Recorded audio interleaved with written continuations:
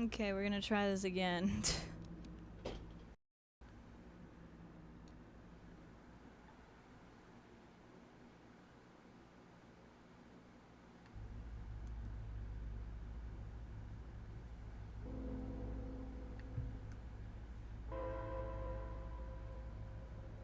Come on, it has to be going live.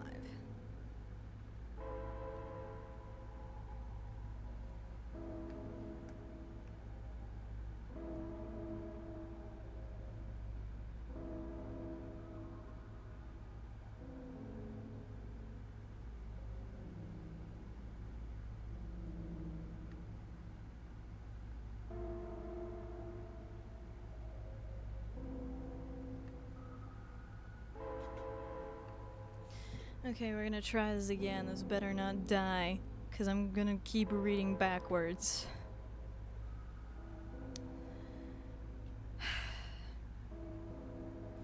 Recondent...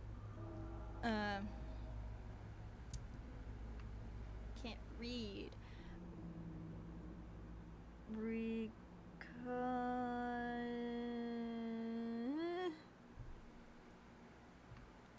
Hold up like half a second. I'm trying to get the other thing popping up on my other computer.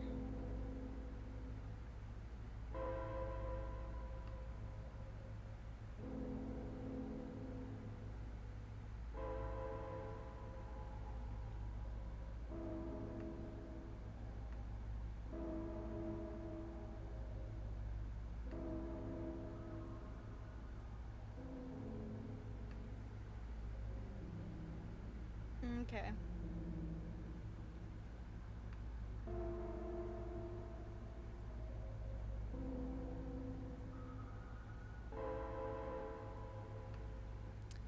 Okay, I don't know the first word. Is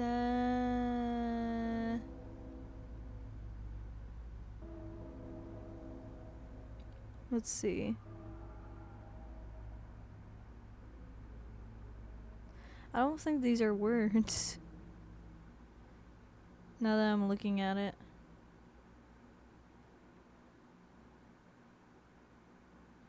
Tefer. Yeah, it's just... There we are.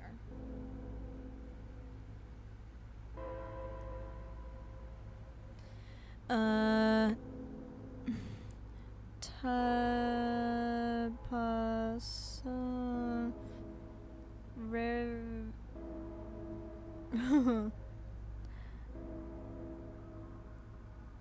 Okay.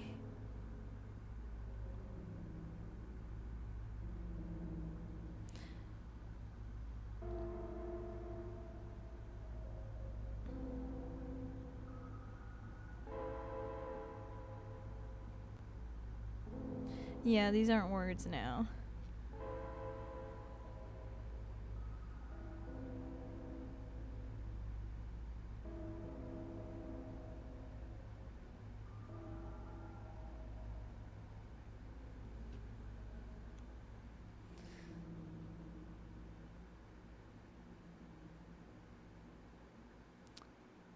This wretch is turned round fit with eyes to believe. Lost sheep is found. Her shepherd received. Now I can read it. My depraved soul's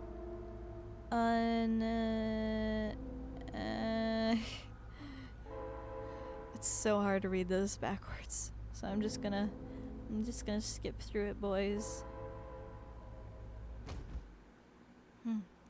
Your vision went dark and your body went limp. You cannot see, cannot think, cannot feel.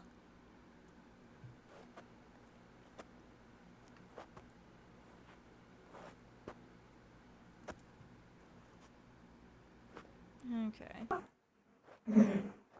Master, I found your human toy surveying things on Easton. It appears some sort of strange look in their possession. Master, might I suggest that I look over this tome? Perhaps it may... Yes, Master. Forgive me. Oh, shoot. Well, now, you certainly won't be needing this. At least, not anymore.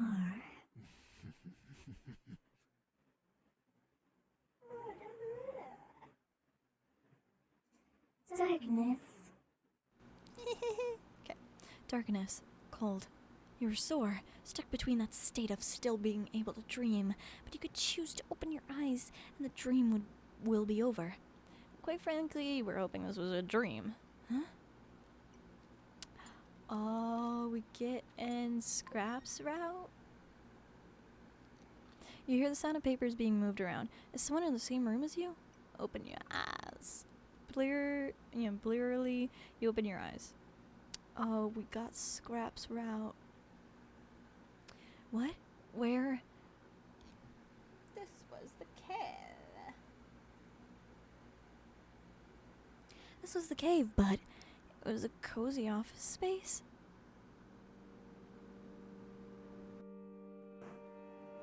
Huh. You're awake. Oh gods. That voice could only mean... You don't have to hold on for a while. I can't participate in our usual back and forth mortal conversing shenanigans until I file these taxes. Taxes? What? There's the W-4 form for a new soon-to-be employee. Hold on. Wait. How did I get here? I found your pathetic mortal body cast out in Easton. So, like the perfect being I am, I brought you back here. You got scrap boys. Why? Oh. Hold on a second. Is he blushing? He stares at you, lips trembling as if he's trying to explain himself. He only huffs in frustration as he can't get his words out. His eyes fall on you as if he is suggesting something. Or maybe he's hoping you know what he was trying to say. You have no idea what he was trying to say, even if he did say anything. You raise an eyebrow as he looks back down at his clipboard. I, needed to make sure Master's newest slave doesn't die. After all, what use to our Lord would you be if your pathetic life ended? It's a freaky chuckle as he looks back down to his clipboard.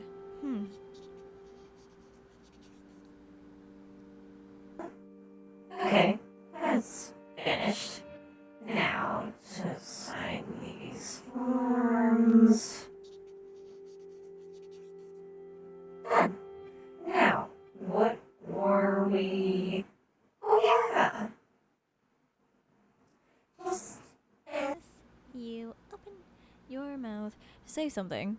The furry demon thing with flaming ears just now, notice that? Runs off to another part of this office space. Well, who knew such athletic ability went into office work? It was impressive seeing how many stacks of paper Scrap could hold at once, in one hand no less. Too bad all of this was happening off screen, and he seems busy. Okay. File these here, and put this here. Ah!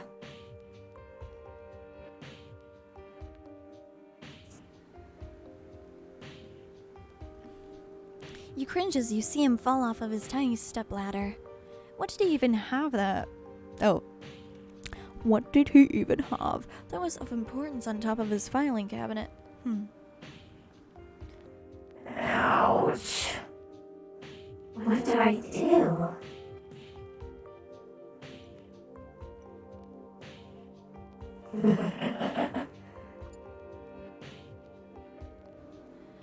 Although it was amazing that he could juggle so many tasks at once, even you weren't so cruel as to not help someone you know who needs it. Even in a dank, hopeless, dripping, soulless monotony of a cubicle that happens to be in a cave, you follow him off screen. Here, let me put these away for you. No! Don't touch it! Insect! I can do it myself!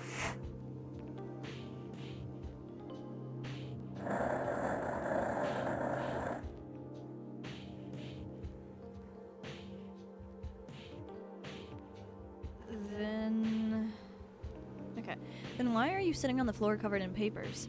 You took a small folder off of his stack despite his protest. No! Hold on! You watch as he shambles to his feet, clutching his stacks of papers against his fluffy chest.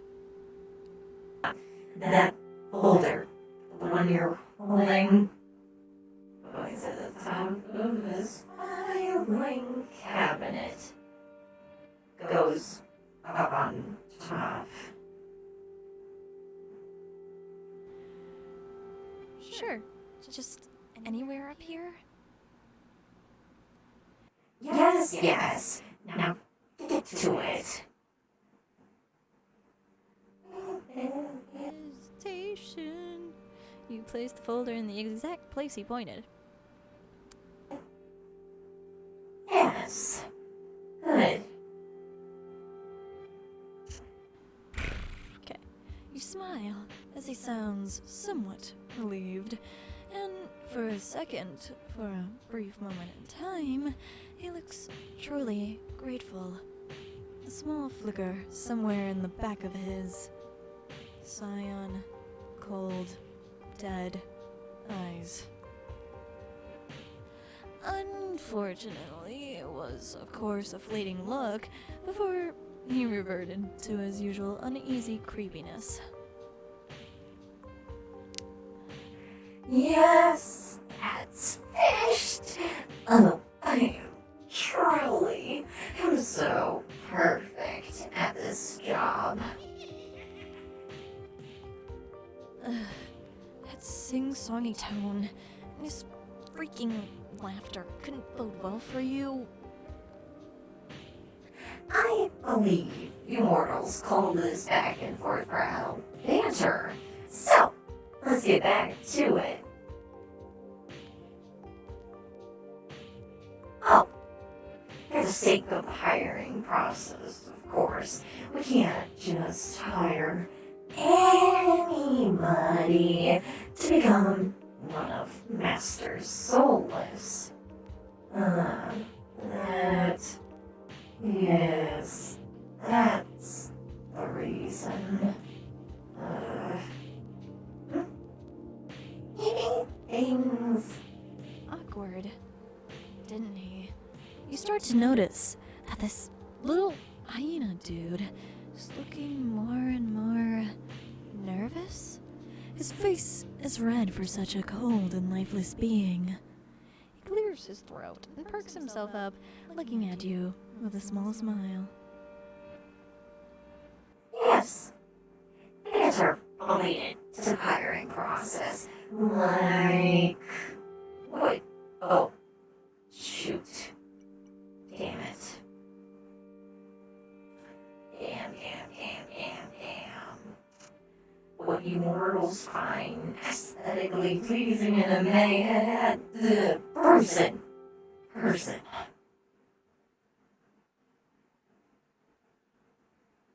I meant person.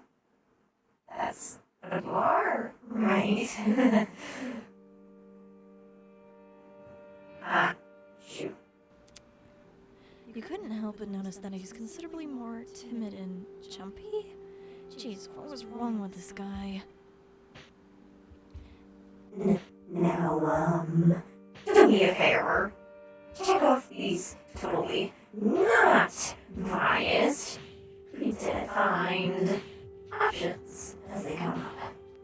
First step out of the questions. Which one of these things sound appealing to you?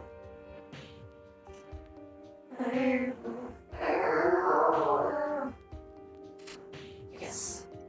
Oh, really? Is his face getting redder? I see. Next question. What's the most attractive profession?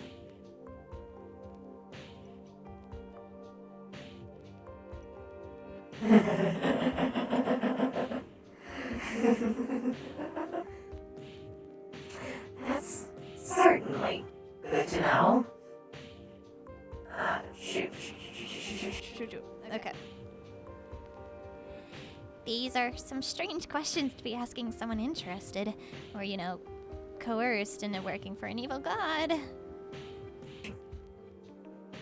We have to get a good read on all of our employees. Now hush up and finish the questionnaire. Yeah. Now, if you had to pick a favorite color, just the purple.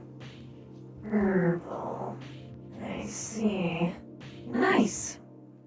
Only one plate. Shoot. One page left to go. We gettin' scrap, boys.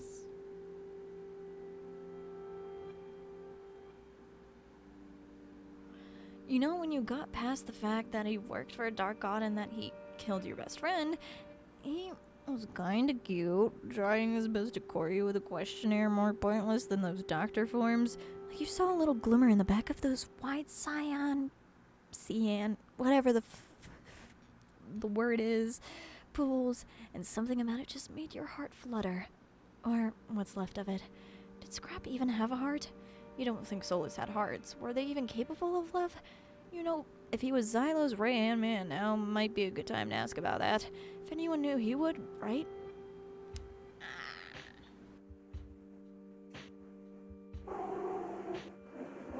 Okay.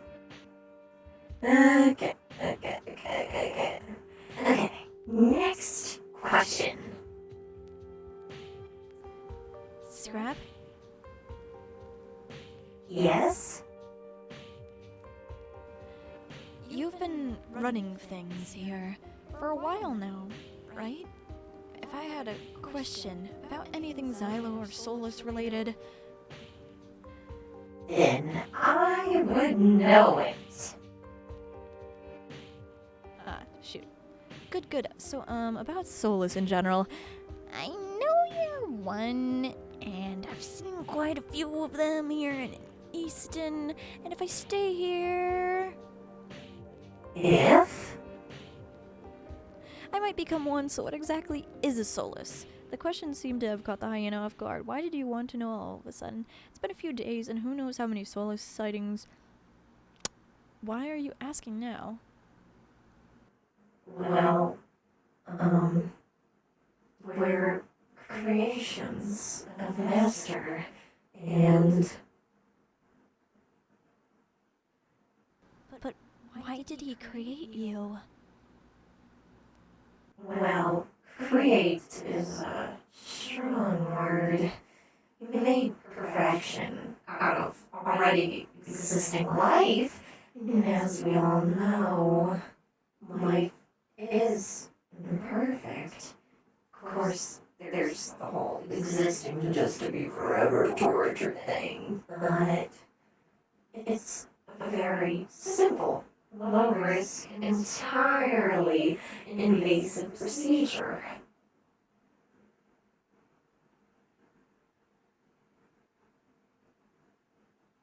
Okay. You'd think a part of you would be appalled, but you got it. You understood it. Silo is a god. As a god, he can create just about anything. It should come as no surprise that he creates these beings. As saddening as Scrap's explanation made you feel. He was honestly much older than you could comprehend. A god knew everything, right? There had to be some method to his madness. No, shoot. God made us all in his image. We're nothing more than beings who exist to do Master's bidding. Even if it means we look the way we do. Oh, shoot. Right. That makes sense. Ah, shoot. Shoot. Usually, your emotions would be limited, and you'd forget anything human or Mobian that used to be you. I can assure you, most of them are useless. You completely step forward into this new life of perfection. It's rare. Oh, shoot. It's rare when one of us feel things. Well, I agree. Emotions can be a bit of a hassle, but all emotions? Well, definitely a good portion of them. What emotions were you curious about in the first place? What about love? Can someone's love?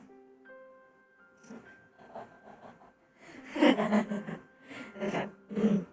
Well, how absurd.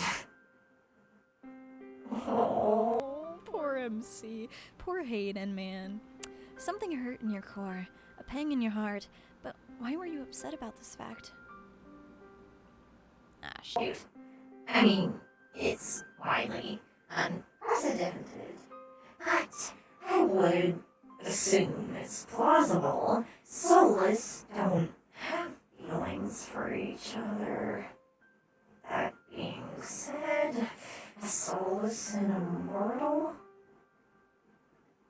He anxiously clears his throat, clearly uncomfortable with this kind of talk, but your eyes lock for a brief second. You try to avoid eye contact, but with so many of them, 2 of them eventually landed on yours. Ah, It's very possible with a soulless and immortal.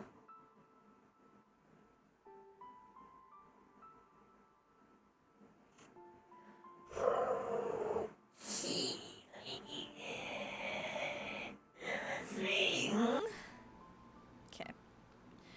That lit something in the bottom of your heart. This fact made you happy. Sure, he was as charming as a homicidal secretary of a dark god could be, but if it made you feel this warm inside, did you have feelings for him? If that were the case, then a soulless would be considered broken. Therefore, they would be seen as traitors of God. Why do you ask?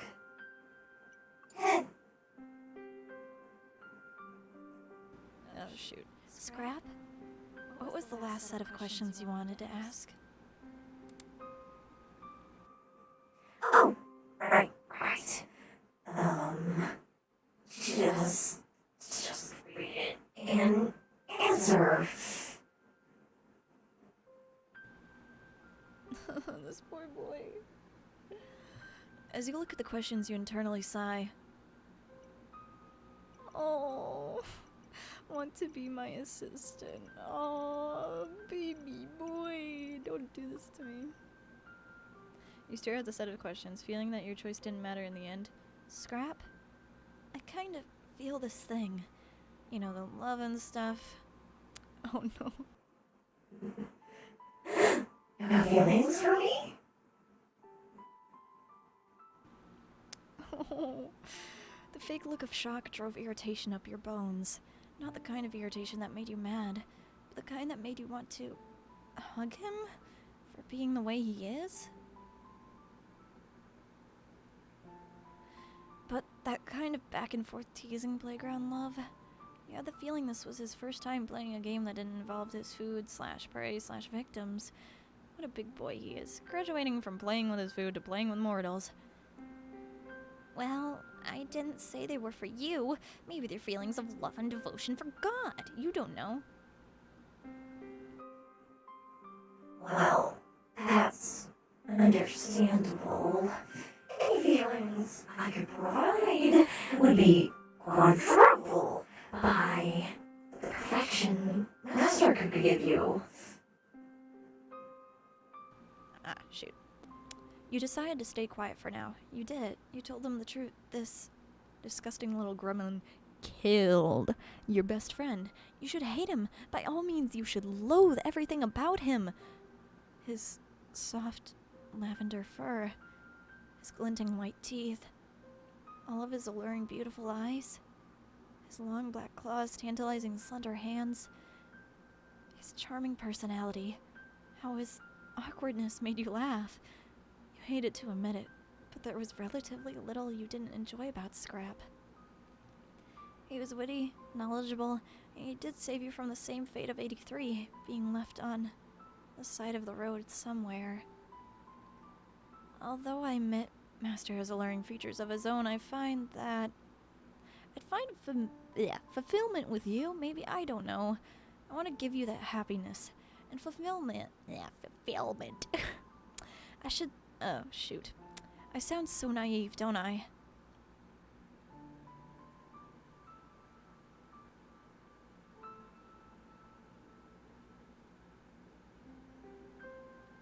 For a split second, he seemed almost flattered to be held in such high regard. But his eyes fell. He looked uncomfortable. How could such a creature be compared to God? Nothing. No one should be higher than their glorious master. Well, very humbling. You can't. You shouldn't. I could never provide such a feeling for you. But for me, my devotion to Master grants all the fulfillment one could ever need.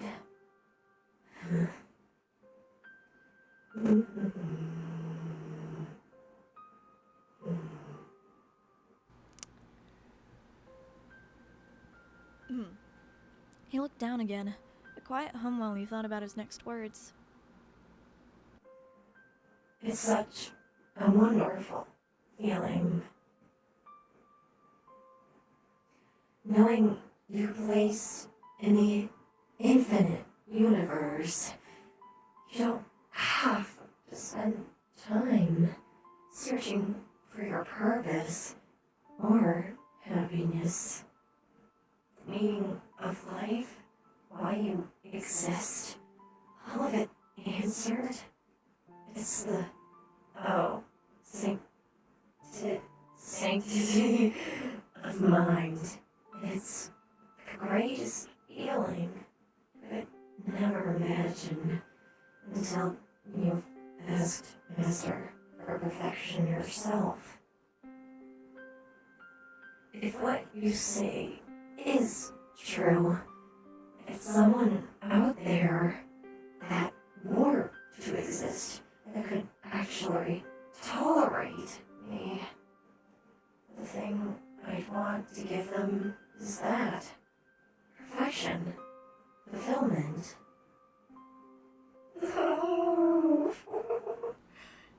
This poor baby boy. His soft hand found yours. As dangerous as he was, it felt so small, so frail. To think he killed 83 with this hand. How many people died to this hand, and yet you wanted nothing but to keep holding it. You wanted almost nothing else. If taking part in perfection meant you could keep holding his hand, what if I don't like perfection? What if I like this? He held his hand up between the two of you, for you both to see, an affirmative squeeze before he took his hand back. But this could never work. Me, God's perfect creation, and you're immortal.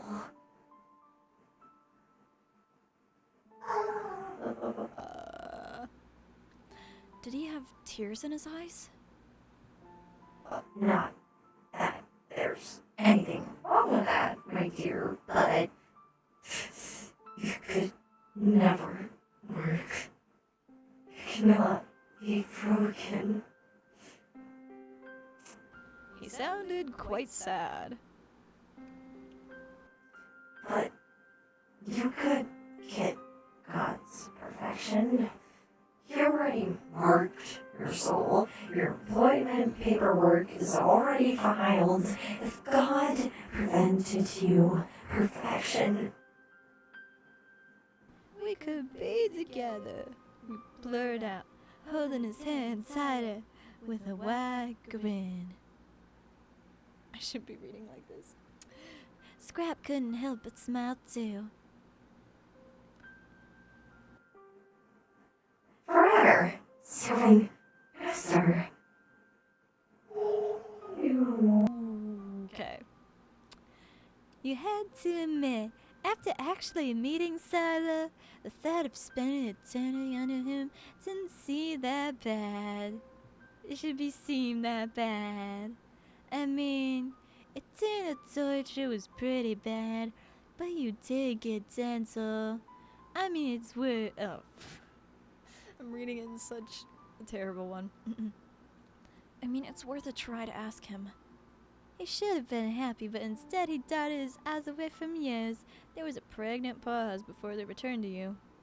Oh, shoot. Yeah. And then everything will be perfect. While he was still lost in thought, you decided maybe to treat him a little. You leaned in, planting a light kiss on his lips.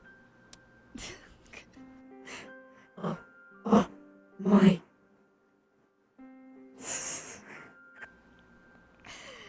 Just something for good luck.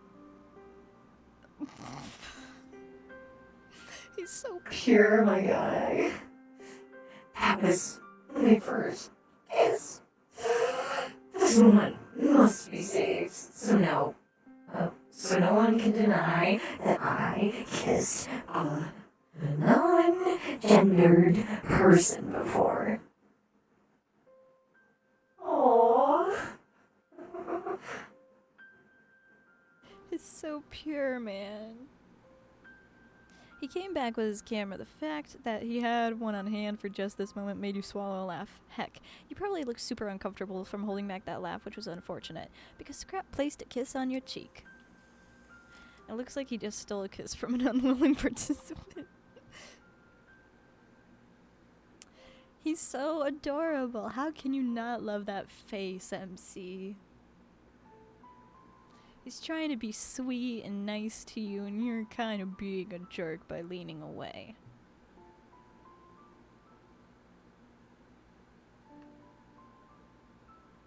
Like, give him some love, my guy. Oh, shoot. Oh, but all that is perfect. Look at this. How delightful. Wait right here. I'm gonna put this in a frame and maybe add a little of mortal remains. Wait right here. Ow. While he was gone, you took a sticky note and left a little message for him on his desk. He'll find it later. That was a cute couple thing to do, right? He's so pure. Poor boy's gonna get his heart broken. Ready to go? Yeah. I'm worried, though. What if... You paused, being stopped by your raw emotion and own doubts. What if I forget all about it? Or 83? Or about the past few days? I mean, sure, it was freaking crazy, but it was the opportunity of a lifetime. I learned so much, and I don't want to forget about the gods, the soulless, or you. Me? And I know two soulless can't fall in love, but I don't think Master will let a mortal and a soulless be together. I didn't even know if you guys could feel anything up until a little bit ago. Not to mention I should hate you. By all means, in logic, you killed my freaking best friend. I should want to stab you. But whenever I look at your face, it's not hatred I see. Something lit up in the back of those cyan pools. Glimmer of something you haven't noticed down here in a long time. You don't hate me? No, of course I don't. But it goes further than that. It's the opposite of hate. I anti-hate you. Anti-hate? Yeah. Why wasn't he saying anything to you? How did he feel about you? Was he rejecting you? Did he care? Oh god, maybe you should leave. I anti-hate you too. Oh. This is such a cute interaction. Your heart skipped a beat, your chest fluttered, heat rose from your skin. He felt the same way? He felt the same way. Usually you would never find yourself so elated about something like this. As a matter of fact, it felt almost treasonous to 83's memory, his noiseless smile snuffed out by the purple gremlin in front of you. Listen, he's a purple gremlin I would die for. But over the past few days, you felt change. At one point, even thinking about stepping foot in the cave of your own volition. But now, some instinct, some gut feeling said this was a good place to be. At one point, you would have felt bad about the fact your beloved Easton and precious Chips all destroyed. Now, there was a sense of beauty and worth in it. But I'm still mortal. You said it yourself, life is imperfect. I don't how... Well, you can't leave the cave now. Ever. Even if you tried, really. Master already has a mark on your soul. Even if you decided that you did want to leave Master's grace and perfection, which who would ever want to do that, right?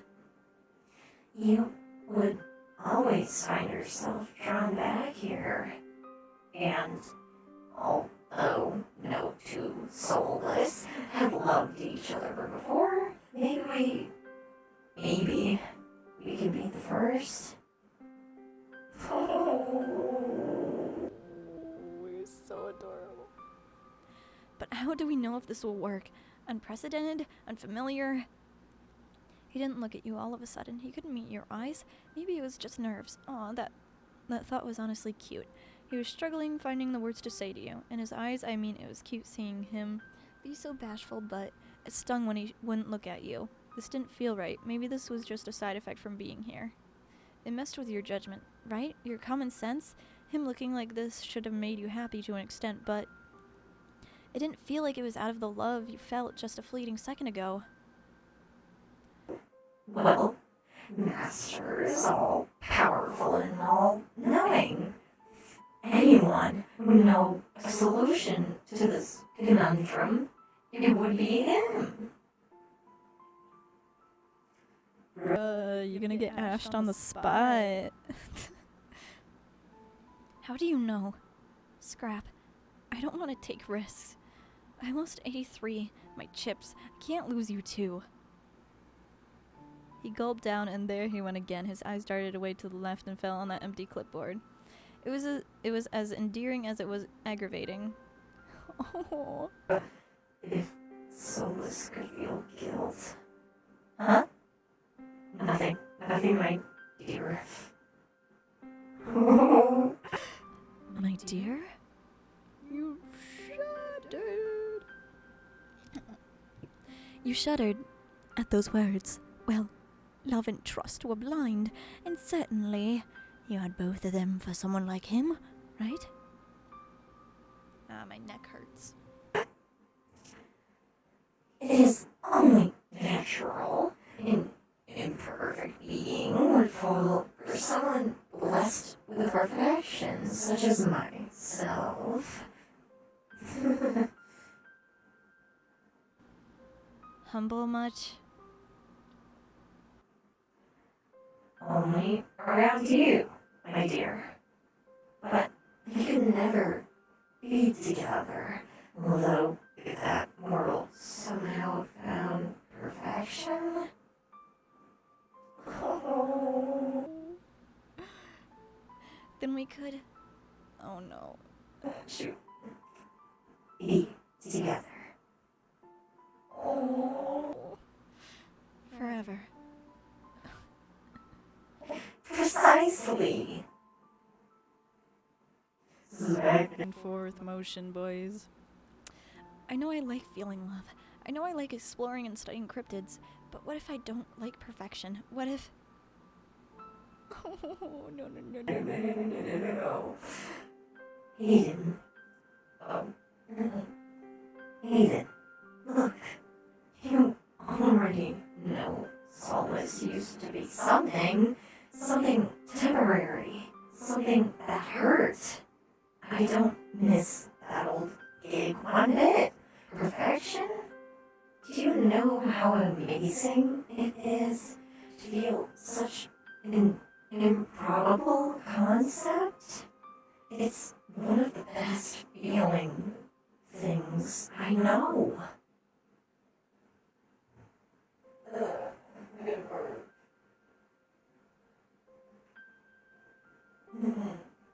Okay. I want you to feel it too.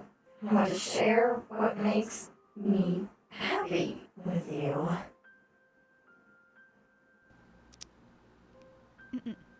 You're insistent on me giving up half my soul. Oh. Look me in the eyes. Just pick two of them, darling.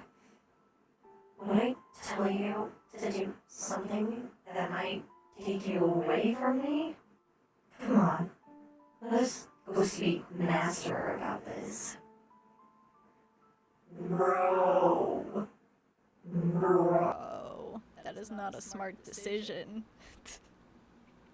This was it. You've made up your mind. If giving up half of your soul was the only way to be with him, then so be it. You left him that note, so if this goes south,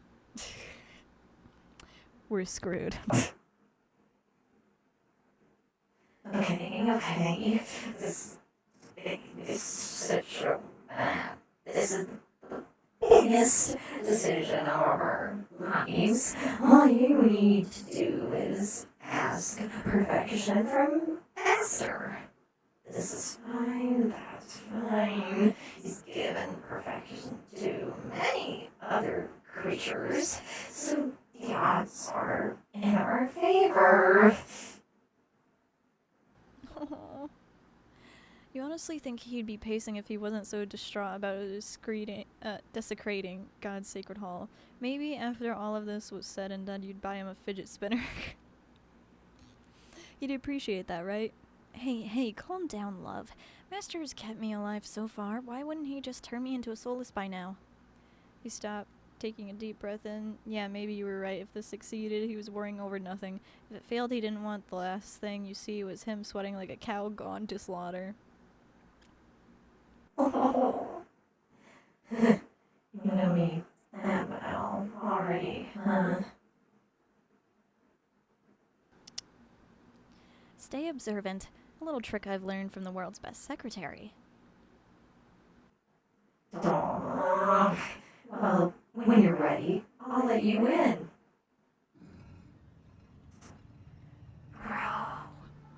Bro, we dead. We straight up dead. Fearless, you felt fearless as you walked up to God. Oh God, here we go. So, you've come forth to offer your soul. What? Master, how did you... Bro, I told you with them. Do you take me for a fool? Your fascination, your rampant, lovesick thoughts, your marked soul, it was only a matter of time. did not even want to waste any power on you. Vow. You were so caught up in the situation that you forgot to pay Xylo the proper respects. You were quick to fall to your knees and tilt your head down. Bro, we gonna be dead. Dead for sure. Do you know what it means to be a soulless? It is torture. It is perfection. It is forgetting. Forgetting? You already knew. No, I don't. I can't forget. Not again. You couldn't keep your mother. Memories you'll never remember living. It started with an S. Who was it again? It was a fond memory of something. Fond? You didn't feel fondness. You shouldn't. But something in the back of your head reminded you of something almost perfect. Perfection, of course. God was in your mind, but somewhere in the depths of your now half-empty core, something there felt right. Like proto-perfection. What was moving? Now you're moving just... Panic wasn't the word to feel. Panic would insinuate you had fear. You feared nothing. Nothing except perhaps the deep sea of rage from your master. What filled you was the sudden feeling of alertness. You hopped to your feet, suddenly more agile. Suddenly less dense, hollow even? Bro, you did. That pit people got in their stomach was now an all-over feeling. A pit in your core, a pit in your chest, a pit in your heart. Oh no. Oh no. Bro. Hayden, how did it go? Did it work?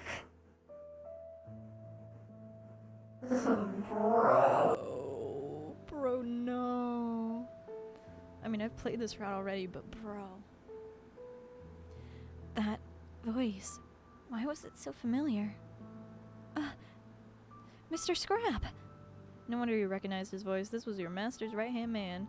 All the soulless reported to him, so naturally that was the reason he felt so familiar. What's, Hayden? He took a deep breath and his realization crawled onto his face. Even hints of pain, sadness?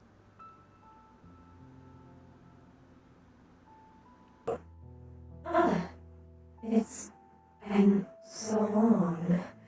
I almost forgot. Soulless 425.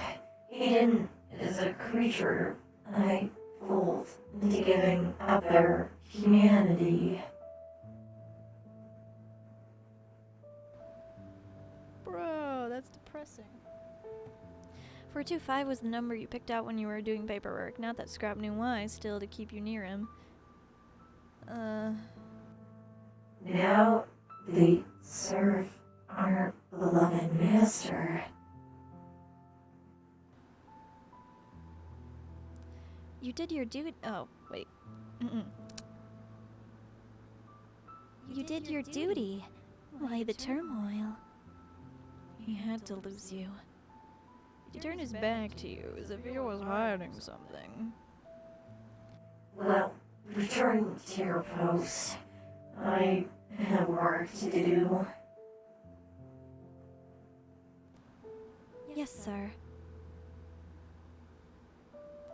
You parted ways. As you walked away, he couldn't help but look towards you longingly.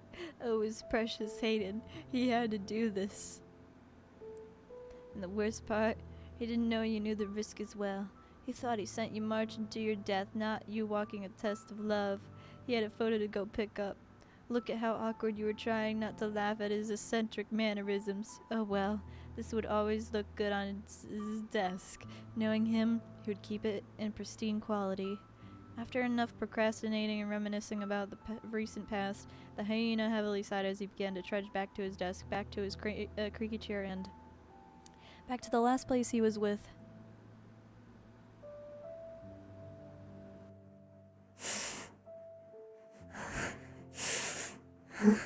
Hayden? I mean, 425, what are you doing here? What?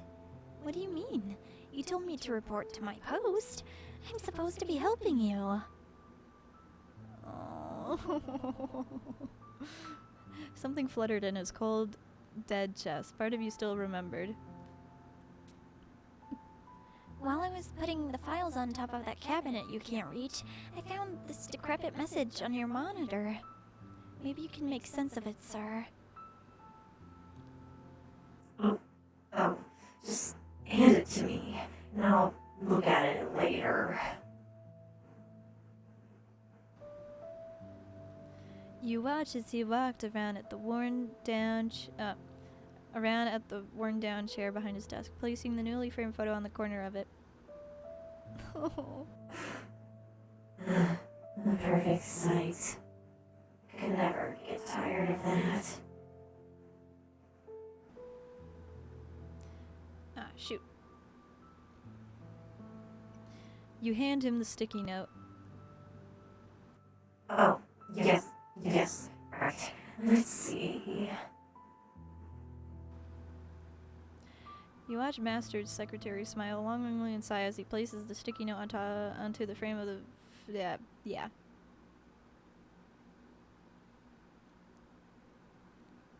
Dear Scrap, even if I forget you, We'll be perfect together. Bro. And that's Scrap's ending.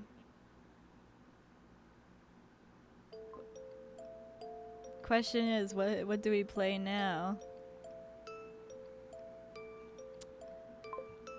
I'm not one for playing like the main cast of like SS, but you know,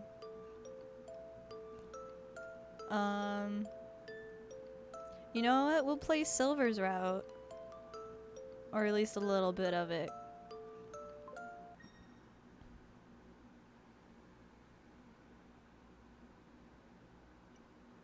I'm going to first save though.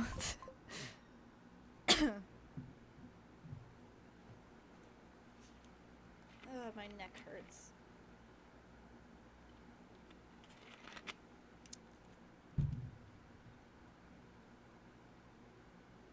Going by the other stream standards, I've been on this for almost 2 hours, so. You wake up laying on the cold cavern floor. Get ready for my terrible acting as Silver. ouch, my head. What happened? You look around to see if anything looks familiar to you. Nothing does. You're surrounded by stone, unprecise walls, a sort of never-ending archway into pitch blackness. Am I in a cave? How did I... Suddenly, the memories flow back. You were separated from your brothers once a gang of soulless began to crowd you. One of them, a weird hyena lemur thing. That'd be Scrap. Pushed you down into this ominous chasm. Then you saw Xylo. And then... I need to go back to my brothers. Gotta love my voice for Silver. You get up, brushing off the dust that was caught on your fur and clothes. After a few attempts, you decide you are clean enough to start your investigations. Bro. Oh, bro.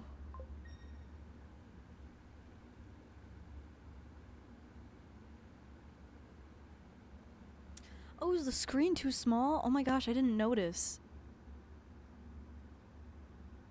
There we go. Maybe I'd fix it if I could. Is that too big? Yeah, that's too big. Hold on a second. I'm trying to fix this. There we go. Okay. Sorry. Okay. The echoing sound of water droplets hitting the floor is the only thing you can hear. You have walked a lot already, yet you can't see the end of this place. Come on, there's gotta be an exit to it. I need to find someone. Sonic, Shadow, anyone. I hate this. Ever since when you were in your dimension, being lonely was one of the worst feelings you could feel. The monsters, the danger, all of this was rough, but the worst was when you were alone. You never could handle loneliness. Even being with a former enemy could seem less painful than this hollow feeling.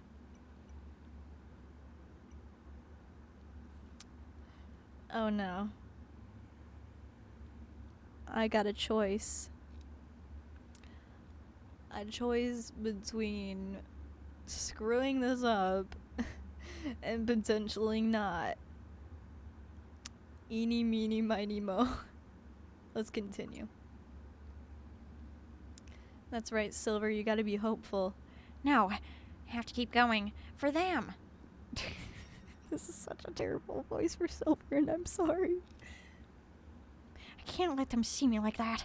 I'll find someone. I'll find an exit. I'm not hopeless. You decide to continue. You walk still, the same speed you had before. A determined, frustrating pace. I think that's meant to be pace.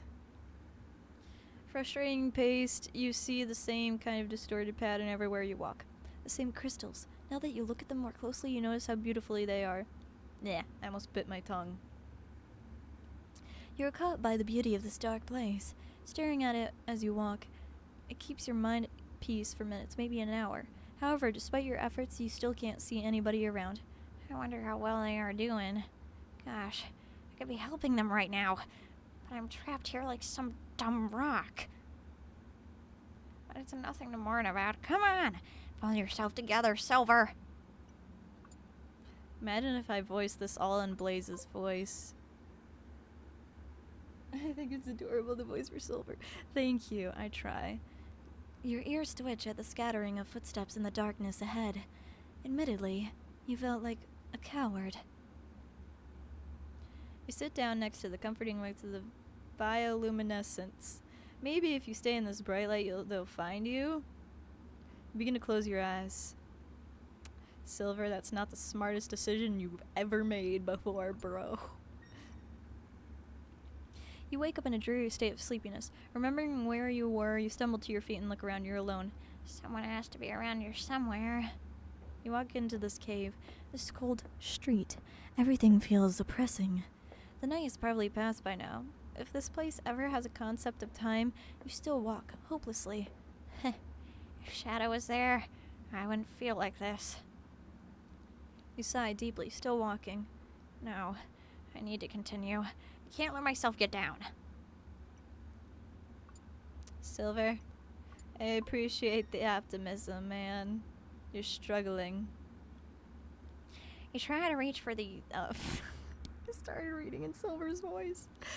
You try to reach for these crystals a bit. They truly were beautiful. The aqua-colored ones catch your eyes more than the others, of course, because Xylo. It reminds you of unpleasant memories, yet more curiosity. You remember your mission, why you came here. To understand the Dark God. Suddenly you see ahead of you a splash of this substance, eyes growing out of it each time, dripping down onto the floor.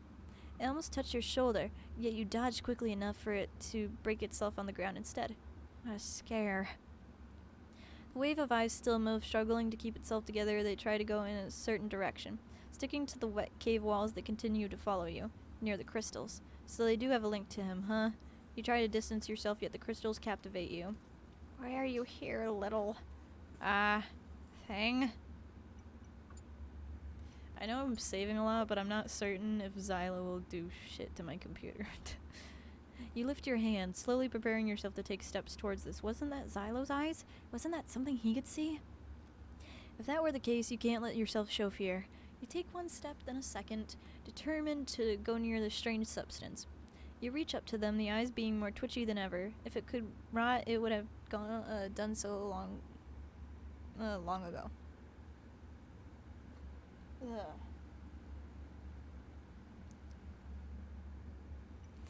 You gulp deeply, comprehending the abnormal feelings surrounding you. You lift your hand, shutting your eyes not to witness the scene, and throw it directly into the mass, searching for something inside of it. You must be there for a reason.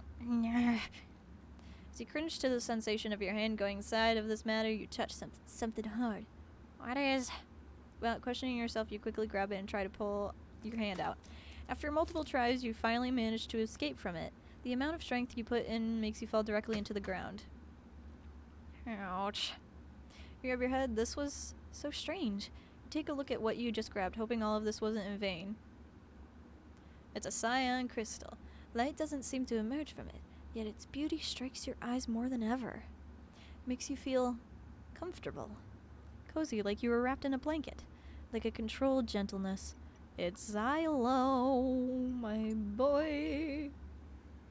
I want to see my little boy. Here he comes. I want to see my little boy. You squeeze at the thought as you look around. This weird substance, is gone. How strange. You decide, despite this extremely disturbing and seemingly meaningless event, to keep the crystal. Maybe this pure feeling will give me strength. You securely hide it in your back quills. Silver's turning into Xylo. You take some additional steps until you hear someone else. You see a strange being with cyan eyes, ones that you know only too well. His eyes. Hey, you! Sound like Peter Griffin from Family Guy. Soulless were once people just like you, so you assume it is no use. It's no use! There's the it is no use, boys. I don't know if you can see my... Yeah, you can't see my mouse. But, like, it had, like, it's no use. And that made me laugh. Oh, shoot. Okay. I need to go back because I didn't read that. Hey, yeah, okay. However, as soon as the Mobian meet your eyes, his pupils grow incredibly small as if you saw a ghost. The spark is awake! Whoa, is everything... Calm down, please! It was now very clear you were in one of Xylo's domains. You only could picture in your mind that the tortured one was running away. Hey, hold on. Please come back. Silver, you're a dum-dum. You're beautiful, but you a dum-dum. You try to catch the one's arm, stopping him from moving. Okay, since this is voice change, let's Do this. Come on. Okay.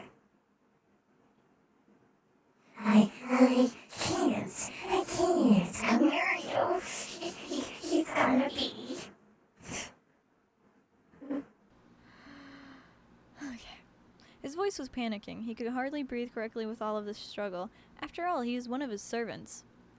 Please calm down. I just want to know where I am and why I'm here. I won't cause you any harm. You try to be as gentle as possible, which seems to calm the tortured being a little. I can't.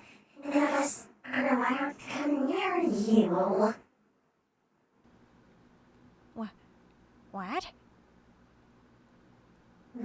Mister, Mister's made you sure we don't hurt you. Just to not disturb his plans. This is why you're here. So... shoot. So you don't hurt me? You can't believe it. The game with God was something you've heard before from Sonic, but that... How could he want you not to be hurt? Just like your brother pushing your limits and making you hurt was part of the stupid game. So why would he choose not to hurt you? It was strange, very strange. But before you could think of it, the Soulless spoke to you. Oh shoot. Bro. Okay. We need to get here to him quick, honey. Okay. I grant you with my perfection, and yet you fail to listen to your God.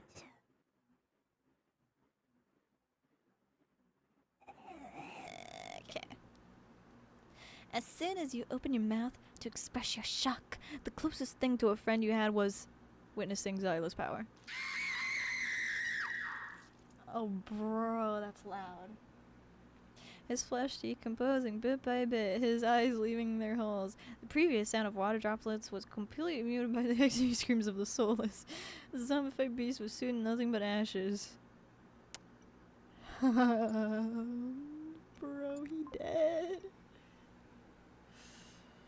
Oh, that was so loud.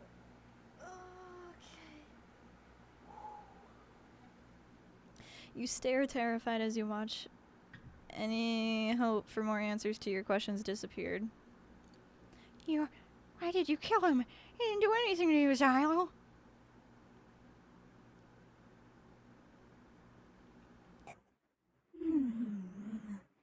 You are surprised by this?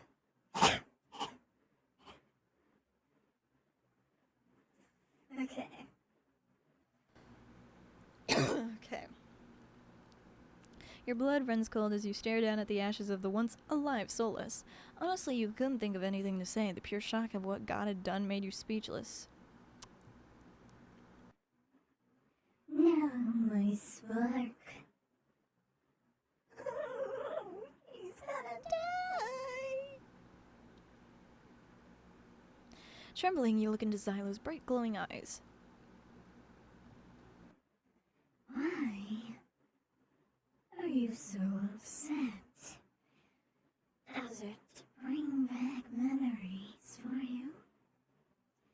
Perhaps the embers of long lost days? Or ashes of those you once loved? That is an obvious answer, is it not? Shut up! You felt the urge to cry. Gritting your fangs together as you clench your fists. Bro, don't you fucking antagonize me with your stupid ass laugh. Silence between you two falls before the Dark God gives a deep, cold laugh. I hate that I have to Keep going back and forth, but you know what? Whatever. What is it that makes you tick, my little spark? Tell me, is it due to your hopeful outlook, or maybe your naivety? Oh, yeah,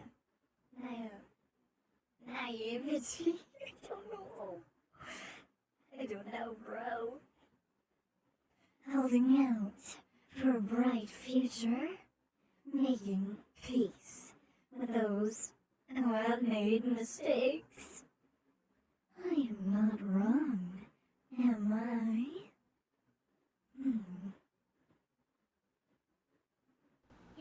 You're a monster.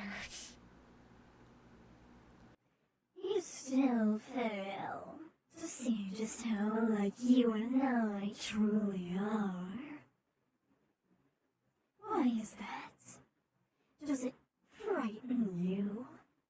The thought of power you wield? The possibility of ending all things with the flick of your wrist? I am nothing like you, Xylo. I love how big and poofy his hair is. He turns away from you as he laughs, this time in a more harsh tone. Oh, bro.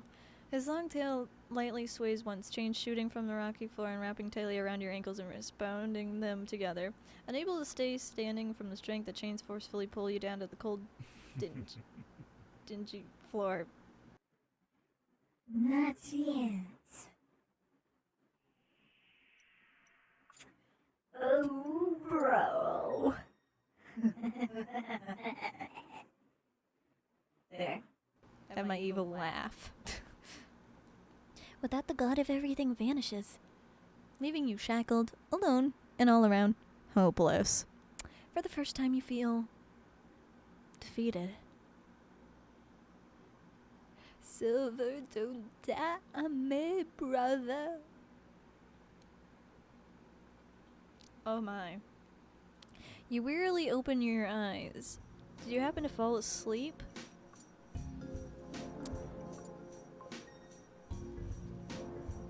Bro, the music just happened to fall back in at this time.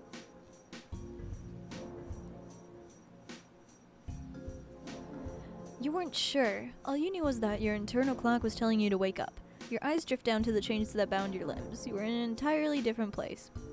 How did it get like this? You felt so tired, so drained of energy.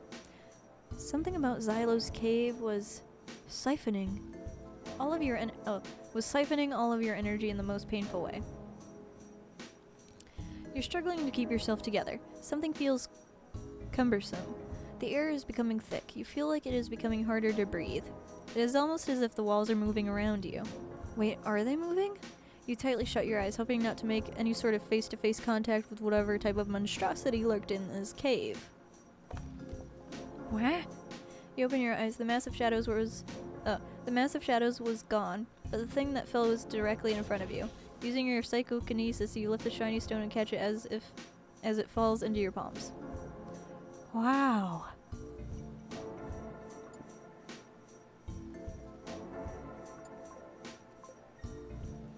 This crystal was so breathtaking, shining in such a lovely hue of muted gold. Huh. Looking at the strange symbol in the center gave you a feeling of gentleness, something similar to someone hugging you tightly. Not suffocating, but comfortable and secure. As if to say, you're stuck here for now, but you will find your way back to your brothers. Sonic. Shadow. You hold the crystal tightly in your hands, holding onto the safe feeling.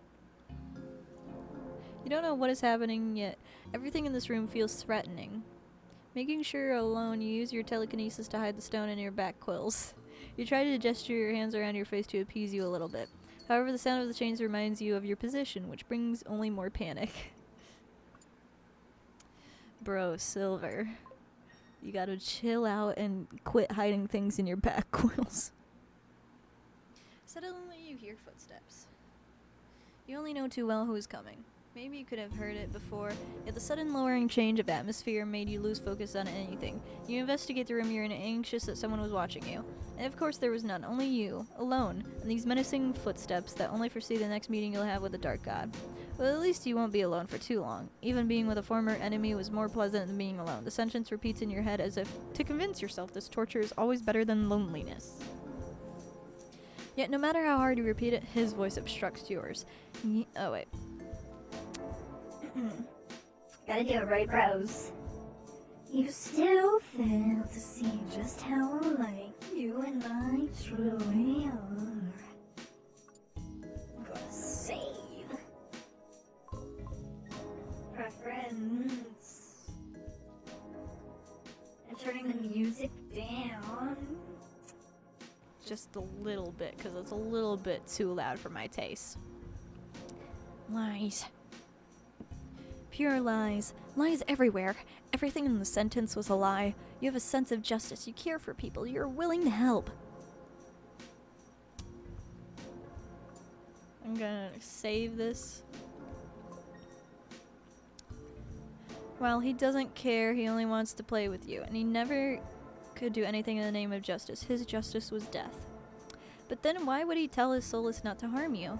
Is he so eager to play with you that he can't have you interacting with anyone else but him?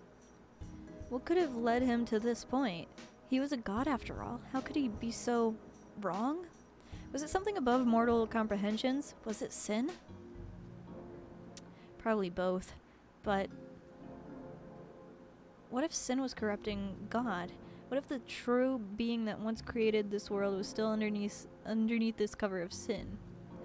Oh, that's baby Zul. That's Cloudy Baby. That's Cloud Baby, everyone. How would you feel if something such as pure sin were to corrupt you? Would you be yourself? Would you even be conscious of what you're doing? You're about to ask yourself another question, continuing the discussion with yourself, only for your head to be lifted suddenly by a strong, raw potency. Oh. He's a-comin'. This cave was having such a strange, thought-provoking effect on you. Your train of thought had gotten so deep that you didn't even notice that Xylo had finished his walk a long time ago. At least long enough to witness the inner debate you were having. It was like time stopped. No light, no air, not even a single molecule of dust was moving.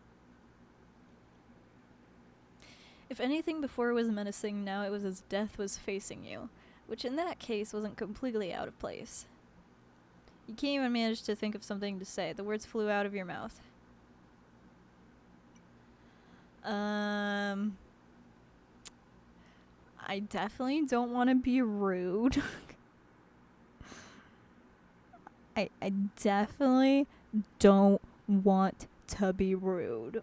Okay, like,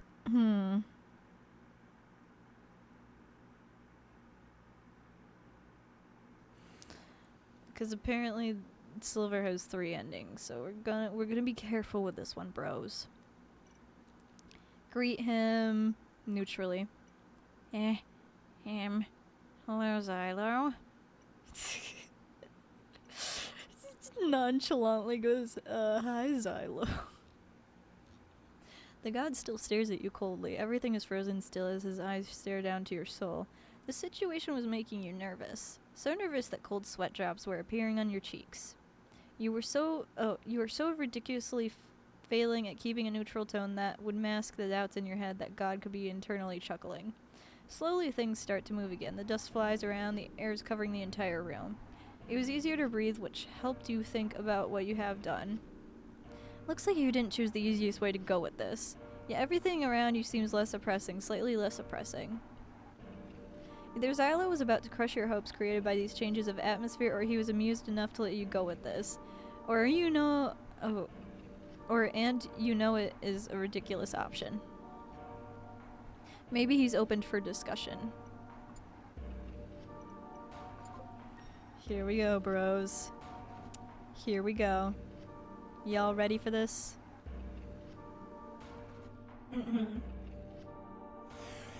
Your lack of understanding and infantile naivety is utterly pathetic. Or maybe he wasn't. The remark makes you intrigued, yet you can't push away the hypothesis you made before.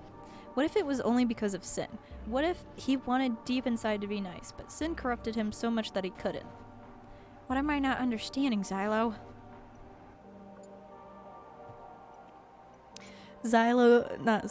Silver goes from 0 to 100 real quick. Oh, I didn't realize he's fiddling with his chest floof. Your thoughts were so heavy right now and he hasn't said anything. Now is your chance. It's time to clear your doubts. It was probably foolish. Maybe it would bring terrible consequences, but you needed answers. You will get answers. For someone as perfect as a god who created everything so it would please you, why do you not find the concept of creating ideal now? How could your vision have changed so much through the centuries? Perhaps an intruder came and changed it. An intruder such as sin. Oh, bro, the music stopped. You were staring at him eye to eye, yet you weren't looking at anything when you said it. Focusing on his gaze would have been too much for you, so you let the words come out, each one as thought up as the other. You closed your eyes, taking a deep breath as if you let go of a huge weight that was making your heart loud. Perhaps it happened physically, too. The heavy feeling, the thick air, everything was now entirely gone. It all came back to normal, if you could call it that way. You are foolish, are you not? To think that sin is something that takes control. You cannot control a god.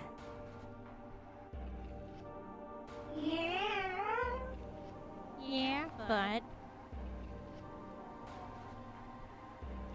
Bro, Xylo, you wrong though.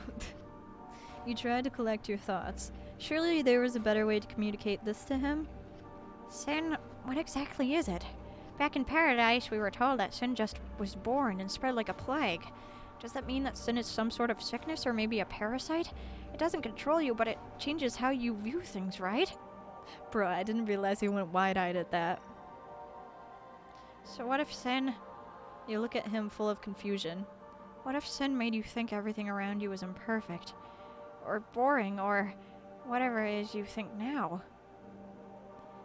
Bro, you ready to be like, huh? His expression changed. His body wasn't moving the slightest, as set in stone but his face. Surprise could be seen. The air was almost tense, but not in an oppressing or threatening way. It was really weird. You could almost feel yourself flying. Even so, you weren't using your powers. It seems as if the world was about to crash on itself, yet as if it was peaceful and controlled. Controlled was the best word to describe all of this. However, it wasn't the kind of monotone, neutral control that you were used to. It was a controlled aura that wanted to repress something. That wanted to repress emotions? You feel a certain pride from what you accomplished. You feel too confident as you ask, did sin corrupt you? Sin made you feel like you need to control things, didn't it? You must have been short-sighted if you were convinced to harm your brothers by sin, huh? Bro, that's gonna get him pissed off real quick if you do option 3. Sin made you feel like you need to control things, didn't it? Did sin corrupt you? We'll do 2. It came into your realm and invaded, leaving a thirst to control, controlling everything, achieving to grotesque creations. A heavy silence embraced the room. 2 seconds, 5 seconds, 10 seconds. You suddenly hear, I'm gonna save because I feel like he's gonna destroy me. Okay. Chuckles? Xylo seems amused and pissed. I knew he was gonna be angry. No matter which option you choose, he's gonna get pissed off. Hi, Orion. Welcome to the stream. I know it's kind of confusing right now. Before this, I played the MC storyline for Scrap's ending for the murder of me, and then I was like, why not we play one of the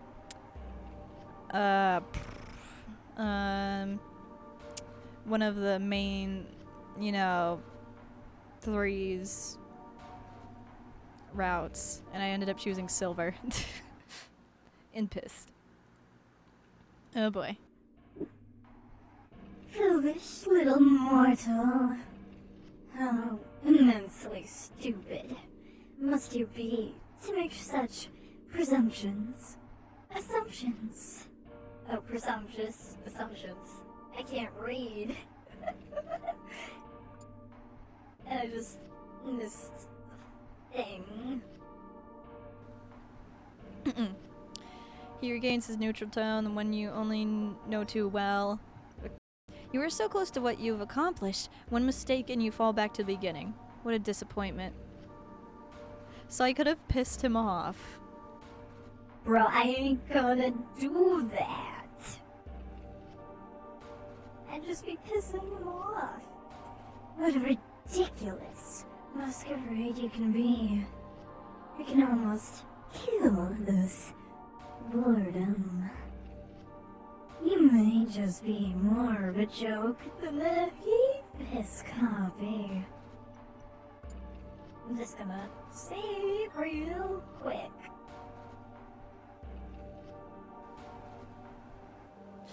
What did he call you now? A joke? He is thinking of you as a simple, stupid buffoon, a farce. Yet you can feel a slight accomplishment for some reason, making Xylo less annoyed is pleasing. Probably because it was a feeling of power that keeps you away from the thought of being a useless toy. He wasn't a toy. Suddenly the sentence spins around your head. How much alike we truly are. No, we aren't. You stand still, lifting your head slightly. Xylo notices it too. Your pride was hurt, but it didn't matter. Theses. That's a spelling error, my guy. These thoughts you had earlier really made you think the Divine One uniquely. This feeling inside of you like you've established a small, slight, almost trifling connection. It couldn't be more short of nothing, yet you feel it. A connection. You can't stop here, you had to continue. You're so close to achieving something.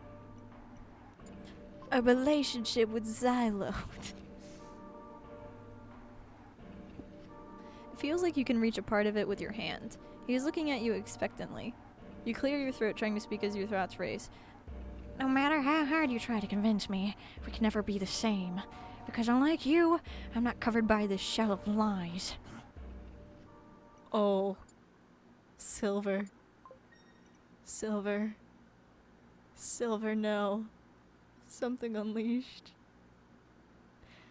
Silver. Silver, you're an idiot. Silver, you just screwed us all over. You knew this sentence would trigger something, good or bad, it didn't matter. If you ever want to tell me how alike we truly are, then I would be glad to do so with the real you.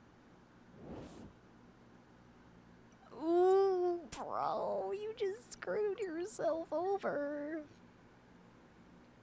A painful backlash suddenly hit your body. You let out a pathetic hoot as your body is fluttering in every direction like an electric shock. You managed to make eye contact with Xylo. I told you, Silver. Silver. Silver. You dum-dum. Despite your pain, you can witness the expression. Everything in this moment felt wrong. The pain racing through your whole body, the air getting more and more intense, the chains on your wrists becoming heavier and heavier, the feeling of chains suffocating and stretching your whole body. Yet you can feel it. Confusion. It felt like complete chaos, like something was fighting within. He isn't looking at you anymore. His gaze is lost in his thoughts. In an instant, the pain became stronger. You let out a scream from the depth. That should be from the depths of your lungs instead of from the depth. From the depth of your lungs, the god tisked. Hopefully, after a few seconds that felt like an eternity, it stopped. You fall on the ground, your legs betraying you. You pant, finally being able to breathe without a wave of agony smashing you. Your whole body shivers like never before. You can feel his eyes. His cold, deadly eyes. You slowly lift your head, trying to make eye contact. After painful attempts, you manage to meet his glare. You're in a painfully uneasy place now, different from the safety of the bioluminescent crystals. Cyan eyes were in every corner, watching you. Everything was already said, you kept your mouth shut. Silver. Silver. Silver. I'm gonna say it. Silver, you're a dumbass. I love you, but you dumb. You are an interesting spark. One strange sensation fills your body as you hear these words. You don't know what it is, but it is one you've never felt before. Maybe another one of God's powers. But as of now, you are boring me. Perhaps tomorrow you will grow more interesting. If not, then you shall see. No, Xylo, come back. Torture Silver more. You hear footsteps. Xylo is leaving your cell. You look at the silhouette with desperate eyes. The pain you just felt, this discussion made you feel completely depleted. I wonder why, 'cause Silver, you dumb. Yet you can only think about this. What was this look of confusion? What did you unleash? What was underneath the shell? Was the god of control still here? Where was Xylo? Was he leaving the cell just as this tall figure? Ooh. Stop thinking about the past. Ignorant spark.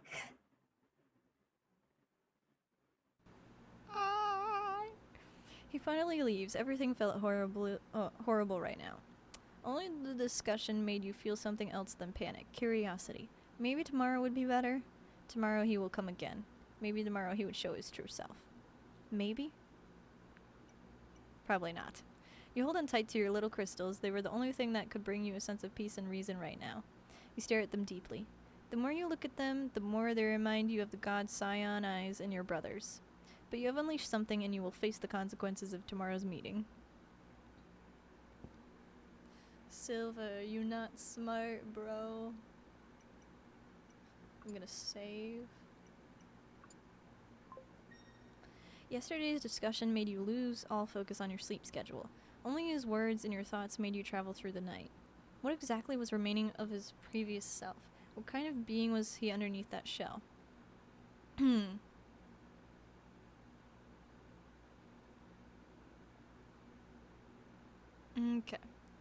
Okay. Stream, stop dying. You still gulp over your own words. You could have gotten yourself killed, that's for sure. Yet, he didn't kill you.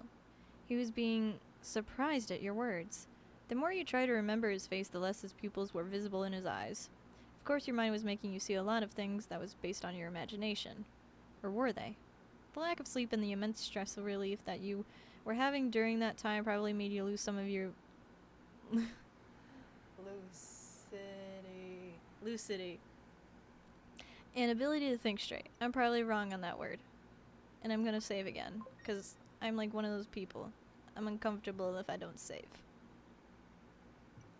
But you had to sleep. You felt like you didn't have any energy. You were so tired, yet you couldn't sleep. Maybe you were paranoid, but whenever you were thinking of him, you felt like you were being watched, judged, observed.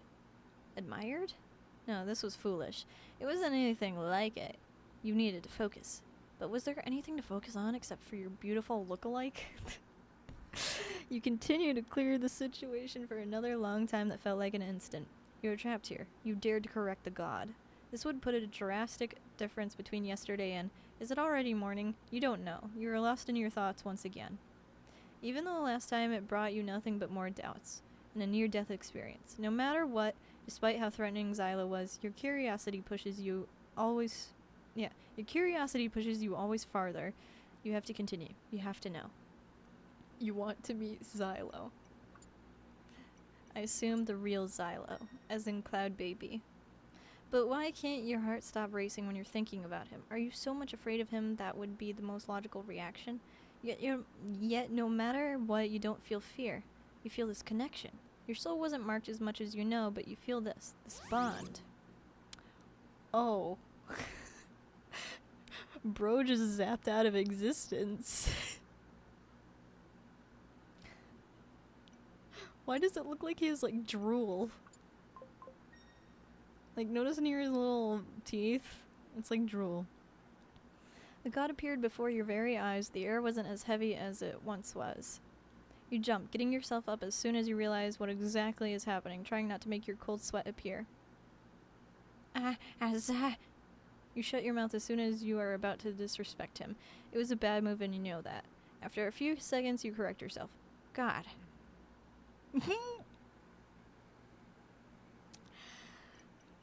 Bro, don't look at me like that. Don't look at me like that. He raises a brow, slightly surprised at how formal you were. Something about his expression lacked that smug arrogance you once saw. Instead, he seemed a bit too melancholic. You take a look. I can't read. You take a look at the crystal once again. You blush at the realization that this crystal is just as beautiful as Xylo's eyes. I'm always saving before anything happens because I'm worried Xylo's gonna do something. Xylo's eyes truly were beautiful. Oh, bro. He knows you're looking. Copy. I can read your thoughts.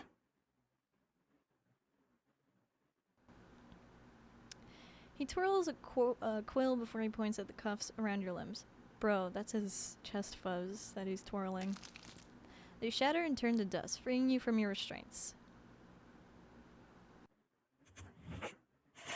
Come. I feel the need to converse with you. Nah. Shoot. It just started going, didn't it? Okay. You can't restrain your surprise at the chains disappearing. You can feel everything inside of your cell becoming more bearable, almost charm. You really are in big trouble.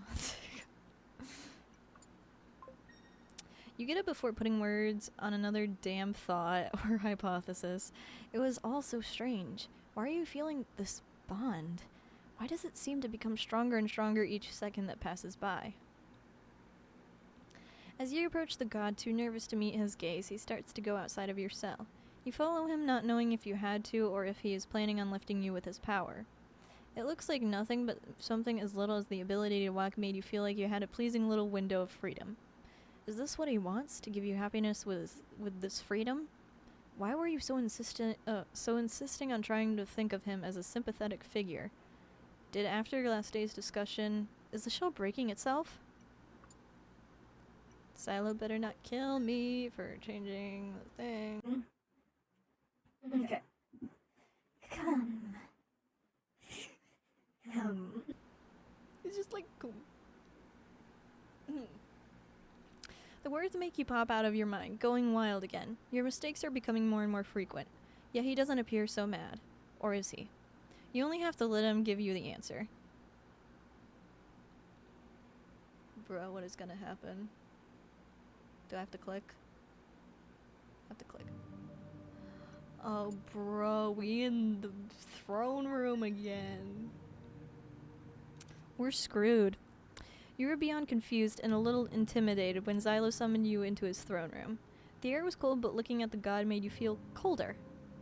Xylo? You feel sort of defeated that Xylo took your ability to walk to this room away, but you can't complain, I think is what it said. You try to take a look at him, only for him to go straight forward to his throne. Okay. Come this way, Spark. Yeah. Yes, Xylo. Please tell me he's not gonna delete my shiz.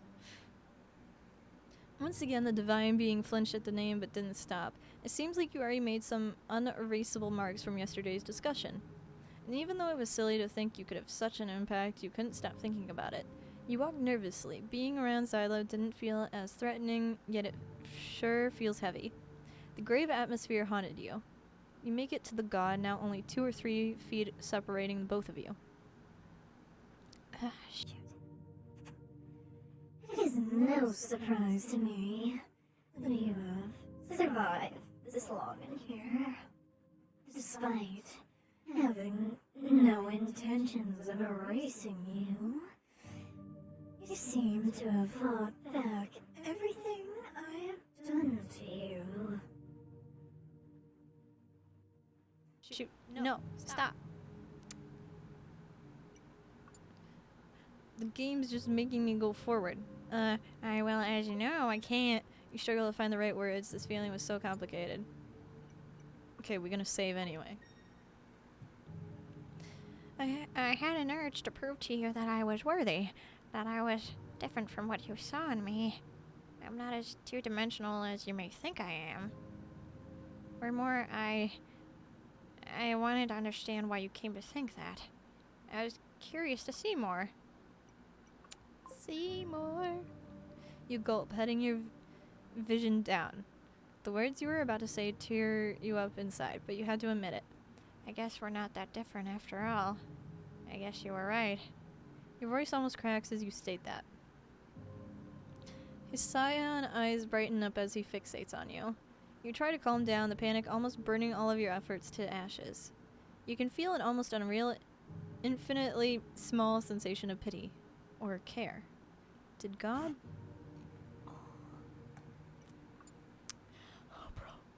Oh, bro, he went wide-eyed immediately.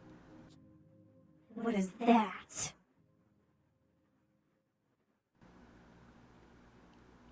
Oh, huh? What is... Seems like in your gestures you let one of your belongings become visible. Oh! Oh no. Silver. You're gonna be dead in a half a second. You take the gold obsidian crystal out of your coils. As you do so, Xylo seems even more emotionless, blank as if he wasn't expecting you to have this. Where did you find that?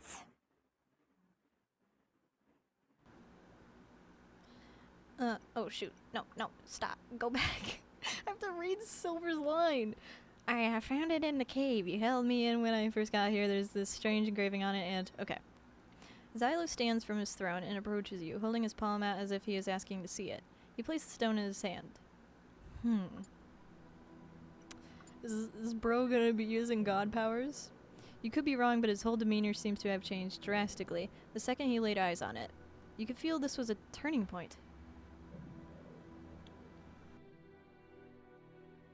Do you have any idea what this sigil means, Copy? Oh my god. Okay. You shake your head, obliviously. Now, is it important? Silver, you're dumb. More than you will ever realize. Bro, he's smiling. Were you dreaming or was Xylo smiling? It felt so unnatural seeing such an expression on him, but you couldn't help but feel a sense of pride when he smiled. Xylo was smiling. He was showing happiness. Oh? Oh? Maybe despite all of this, Xylo was still here. Maybe the stone made Xylo wake up, or at least started to process. You showed him something that made him happy. You showed him something that was unleashing a smile on his face. Perhaps if you show him the other stone, the stone color with Xylo's eyes. As the god is staring at the obsidian still, you nervously clear your throat. Oh, Silver. Silver. You're gonna do a dumb, aren't you? I also found another piece with the obsidian when I was walking inside the cave. The god doesn't lift his head nor move his eyes in your direction, yet you can sense he is listening to you. It doesn't have any symbols on it, but maybe it will bring you something? Show it to me, Cop. He stops. A long silence. Emerging from that, he won't finish his sentence. The stringent calling makes your heart skip a beat, yet race at 1,000 miles per second. It feels like you could explode. Why are you feeling that way? You... Oh, Silver. Silver, you did it dumb, didn't you? You reach out to the small, aqua-colored crystal and grab it. You move it with a slow yet somewhat stressed pace and show it to the god of control. Xylo looks at it, a bit unimpressed. You can feel like it is not as important as the obsidian. I'm sorry for it. Oh, shoot. Tell me, little one, why did you bring this one? Oh, he calls him a little one. After a second, you flinch. What? There are plenty of similar gems in this cave. Yet, you decided to take this one in particular. Why is that?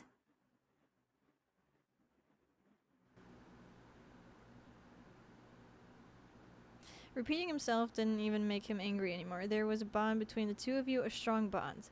Well, I'm gonna save. As you recall the feelings you had while having the crystal in your hand, for the very first time, the words just fly out of your mouth. Well, I found it with the obsidian and watched Why did I stutter? And watching it, this one struck my eyes in particular.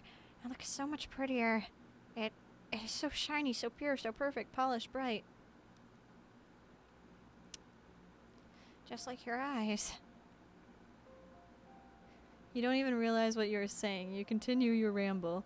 Those perfect eyes that can go and read through your very soul. These eyes that always shine with such confidence, yet contradiction, like something is fighting beneath. Those eyes that charm me and push my curiosity forward, that always pushes me forward, to prove myself, to always move forward, even if it was out of spite, out of anger, out of shame. Bro, Silver! I can't resist it. It's just so pretty, so deep. These eyes that seem so cloudy, yet so clear, just like this crystal. It is pretty, amazingly pretty. The word itself is a euphemism. Words can't describe this feeling. Not just the eyes. Those marks on your eyes like wings of freedom. Such beauty, such elegance. And I know this form isn't even a real you, but a representation. I can only picture in my mind. Maybe the reality of your being is so much more something I can't even conceive. Something out of reach. You surprised me that your true identity is so mysterious. Yet these eyes always leave a marking in my head. I can't put them away. I can't look away. I can't escape. I don't want to escape. I want to discover. I want to break the shell of suffering you've been trapped inside.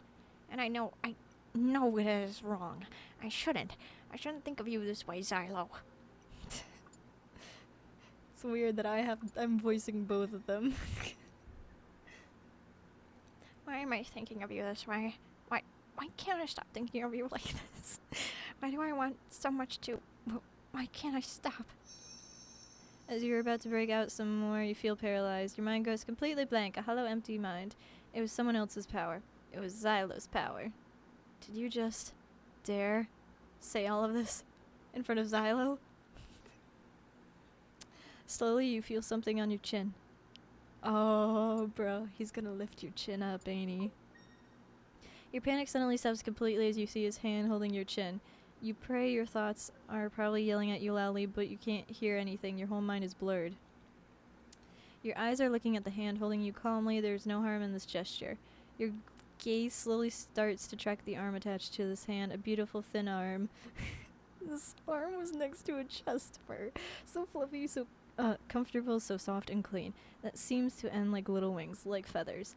Finally you meet his face. Bro! His eyes! Bro! Bro? Bro. His face, his expression, his perfect eyes, his mysterious gaze.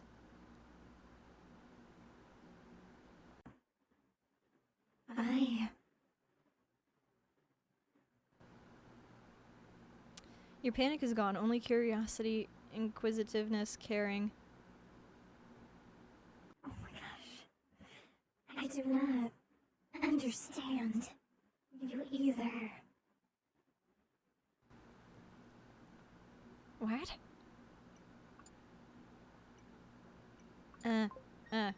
Sorry, I'm kind of flipping back and forth from Saving and changing voices. Your feelings are contradictory. They do not match at all to a constant vision, which you should have. You should hate me for what I've done. You should fear my eyes. Yet each of your actions reminds me of... I cannot feel. So why? How can your words affect me so... affect me to such an extent?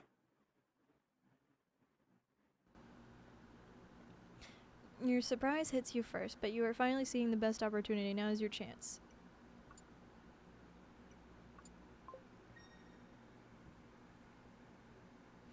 You would meet Xylo, you would share your feelings with him. As I said, we have similarities. I was created to share a unique boundary with you. It is your choice only to come back to us. It is up to you, Xylo. Your last word was made pretty clear by your tone. You called him. You were calling the real Xylo to wake up. No, the divine being in front of you was still Xylo, but a tainted version of the god. What you wanted to unleash, no, what you have unleashed, was the truth behind this shell of lies and cover of sin. I'm saving so nothing bad happens. I do not get these feelings inside of me. I cannot let myself... Stop holding yourself back. What you were, God of everything, God responsible for control. Show me how truly alike we are, you and me. After all, what is better, to be born good or to overcome an evil nature through great effort? You could feel the whole room spinning, the air going nuts. Everything was going crazy. It was unbalanced.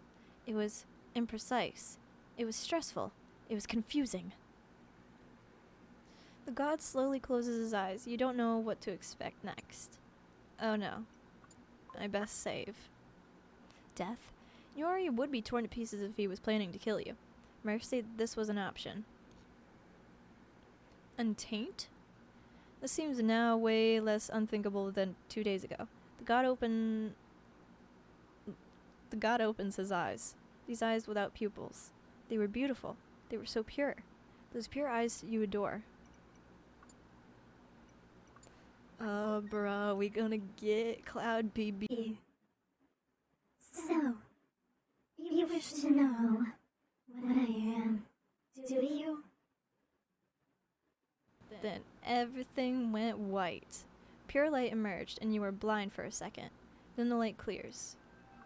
Cloud baby, cloud baby, cloud baby. Yes!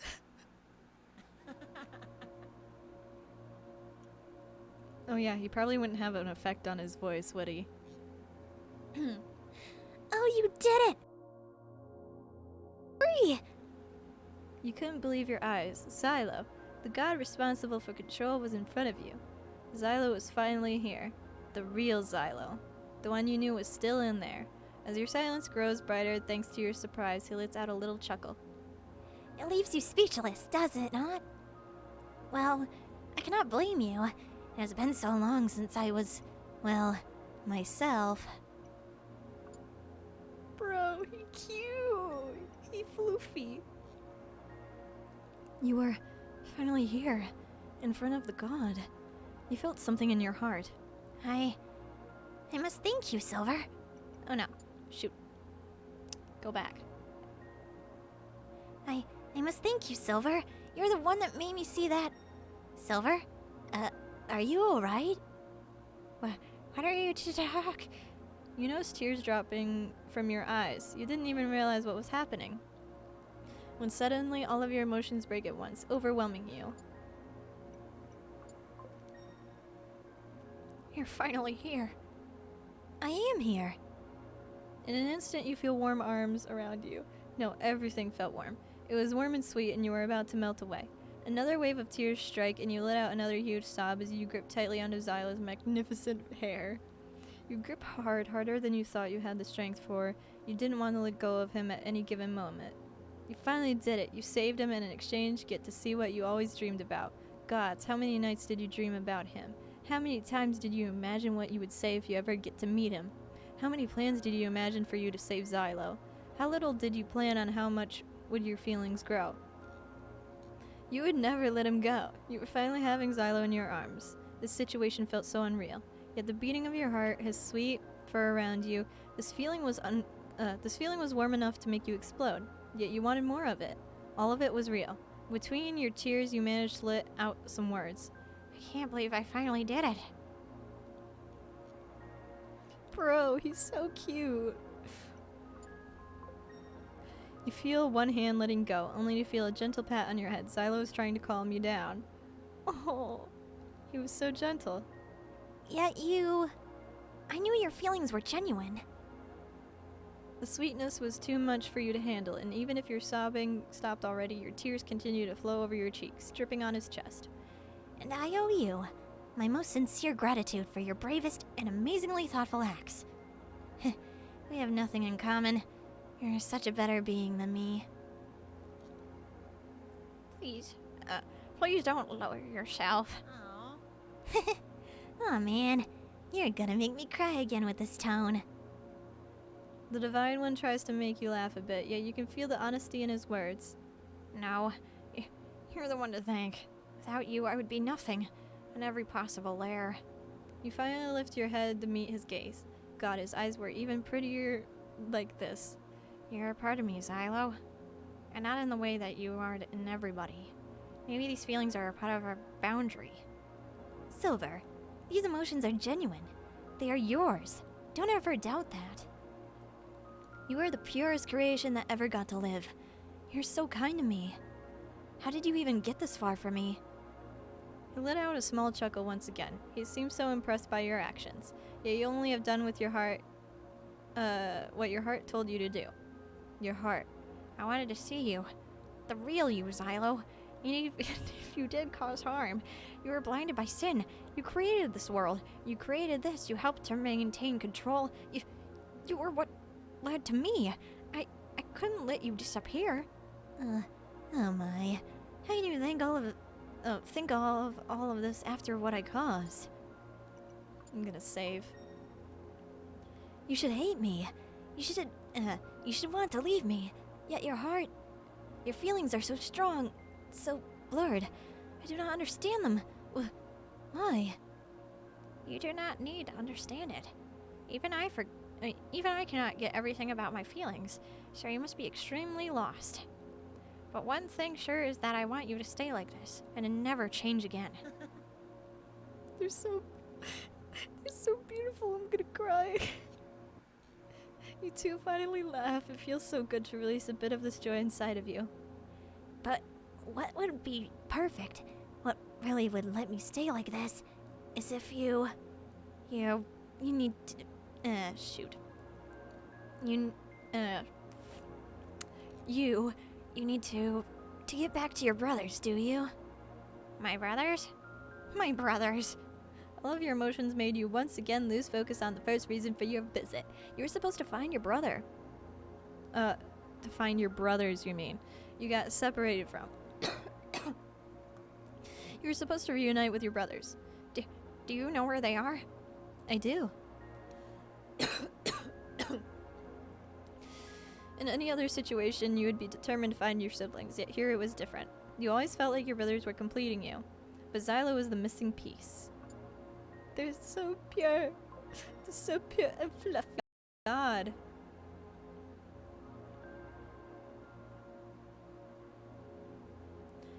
You're finally complete. Full. A puzzle piece matched together. And you can help him keep balance. You were created as a potential god after all. You have been created for the sole purpose of ending Xylo's destruction. But that blind and hungry Xylo is no longer around, right? That was what I thought. We could rule together. You and me. After all, I am like this because of you. Thanks to your presence. So one way to keep me like this would be to stay. But I understand that you would prefer to go back to your brothers. You do not need me. Bro. Xylo, don't think that. Xylo, don't. Somehow you knew that you would have to make this choice. It being during a future battle or while befriending him. I feel a bit presumptuous using this quote against you right now, but it is your choice only to whom you will come back. It is up to you, Silver. I want to stay with you, Xylo. Oh, almost jumps in joy. Oh my gosh, he's so pure. Look at him. Bro, look at him. Just look at him. I don't want to be separated from you. From your voice, from your very presence. You... Of course I do. I love being with you, and I wouldn't change that for anything in the world. You can feel the world spinning. It seems Xylo can barely maintain his joy for himself. Bro, he's so adorable. His smile grows brighter than it should be than you could expect was possible. Except this time it was reassuring. Oh dear. I am so happy. How long has it been since I have felt such strong emotions? Have I ever felt such joy before? I cannot even tell. You can see him clench his fist in excitement. Together, we will bring peace to this world again. We will make it a better world than it ever was. We will make it out of love. Yes. You can feel part of your doubts crawling on your back. Am I worthy of it, though? What do you mean? Well, I'm not a god like you. I'm not fully a god. Maybe I can't handle this. Being away from everybody. Xylo smiles happily. Oh my, you're so precious. Slowly he grabs your hands and puts them in his... Oh, his hands were big enough to grab the two of yours. You already have proven yourself worthy, silly. You can't help but blush. What? You helped me open my eyes to just how much sin had changed me.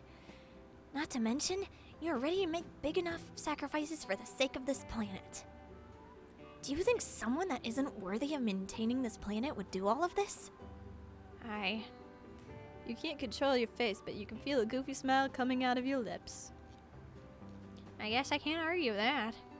Xylo grabs you in a tender embrace, that after a few seconds end you would love for to last forever.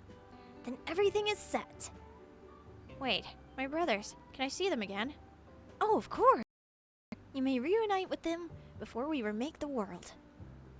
You two go out of the throne room, somehow seeing a bit of the exterior. Everything was glowing with this golden and pink colors. It's so beautiful. Yes, but we still have work to do. Fix all of this. I cannot wait to start, Master. Please do not call me that. What about Mr. Xylo? My name alone is fine. Alright, Xylo. Let's fix all of this. And create a beautiful world once again.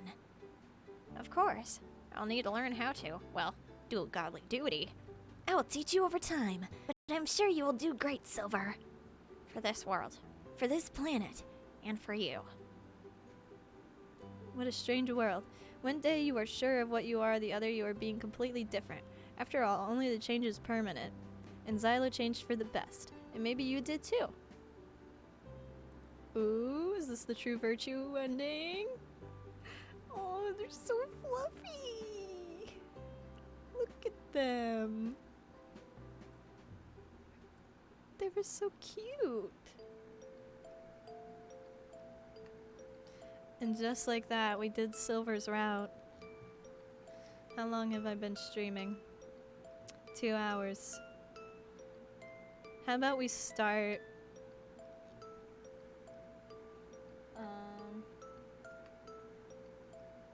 we'll start Shadows. No, wait. We're going back to Silver's route. But... we're gonna skip... oh. We're gonna skip...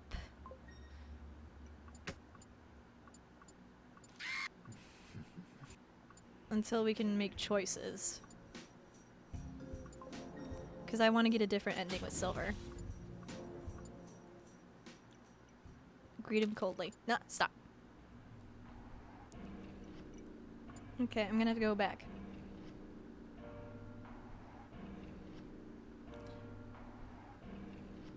Okay.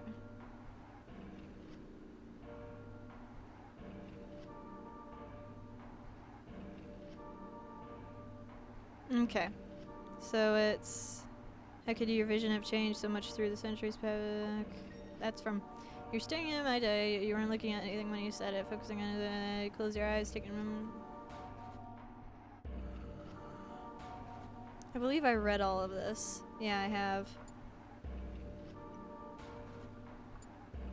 Ooh. Go back. Okay. Oh, is he gonna get pissed off? Yet there is a small amount of perfection I see within you. Come along, my spark. I will show you what full perfection feels like.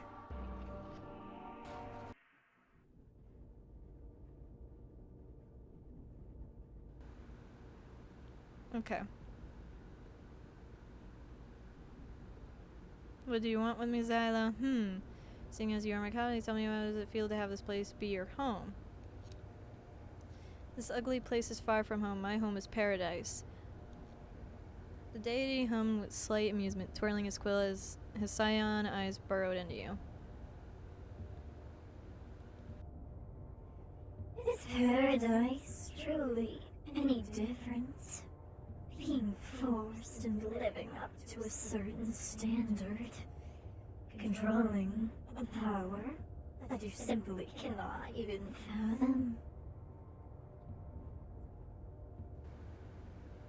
His words made you angry, and yet you couldn't focus enough to cloak yourself in your energy to protect you. You hated how practical he made it sound. You know nothing about me or my home, Xylo. Is that so? Tell me, in all the time you've been here, have I forced you to be anything other than yourself? You're my cubby. Yes, we are quite alike. But you also have a limit. Have a limited amount of free will here. What if those half-breeds Paradise told you to be other. Then someone to put an end to me. Fail you as you look down. In a messed up way, he was right. You and your brothers are supposed to be learning about your god powers, but there's so much pressure on you three. Being with Xylo, hearing him throw these surprisingly accurate facts you never thought about before brought you a strange sense of comfort. Perhaps he was speaking to you like this since he was your lookalike? My brothers. We're always told that we need to learn to wield our powers properly, that we have so much untapped potential, and yet they do not have faith that you can control such power. I'm giving up on the voice changer, boys. Copy. Your bright, innocent eyes look up to the god as you rub your arm anxiously. While you are still learning how to control such power, you seem to misunderstand something. You tilt your head unsure of where he's going with this, but something compels you to keep listening.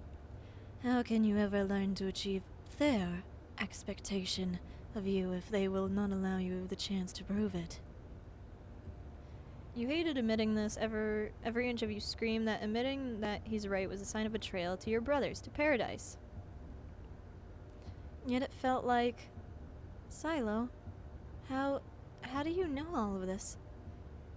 Is it not obvious, copy of me, just how alike you and I truly are? You cringe as wisps of bright cyan orbs encircle your being, and passing through your body effortlessly. Each time the power entered you, you felt bits and pieces of energy being siphoned from you. Oh man, the voice changer was cool. I'm sorry, but I can't keep switching back and forth. To be frail, to be mortal, is full of expectations. How to live, how to use your abilities, how to exist in this worthless world. Every single inch of your body, your mind, your very sense of mortal, needs, wants, and desires, none of it matters. The only thing that matters to others is what you can provide to them. Is that something you wish to be remembered for? Pleasing those who have done nothing for you? Everything hurt, by the gods, everything burned. It felt as if pieces of you, your mind and power, things were being taken out of you as if these energy orbs were expert surgeons. Your mind went blank as you stared at God. You couldn't speak. Something was being stolen from you. That feeling of burning soon stopped and your body went cold. Silver is soulless. Pure ice, that's what you felt like. You didn't understand. All you did was speak to God, and yet, did he plan this? Oh, of course he did. Xylo is God. No, not God. Master. He's a master. Lord, Master God, perfection incarnate. Yet a tiny voice within the back of your mind screams at you, staying lit somewhere deep in your subconscious. Why did I ever play a game with God? Soulless Silver. Hello, baby boy.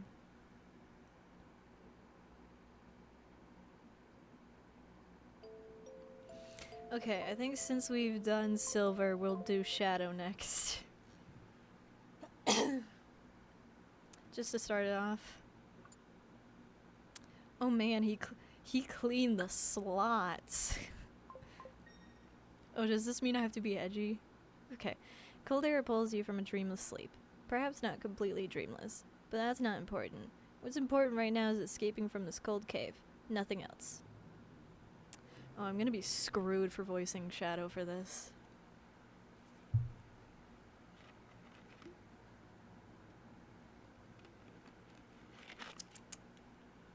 I better be prepared, boys.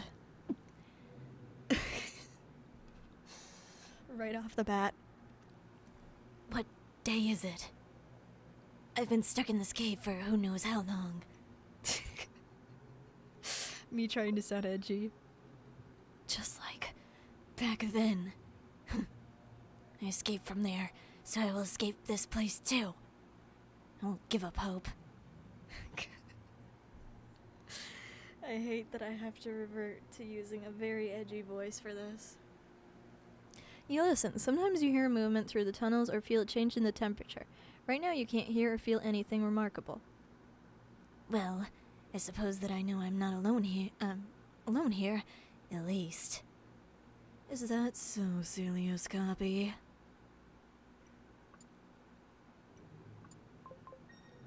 It'd probably be easier if I use Scrap's Voice voice. changer.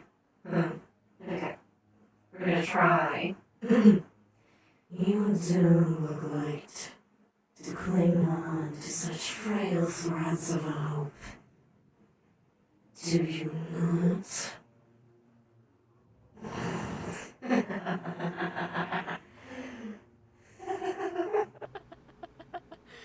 I can take you. Where are we? Asshole route? Where are we?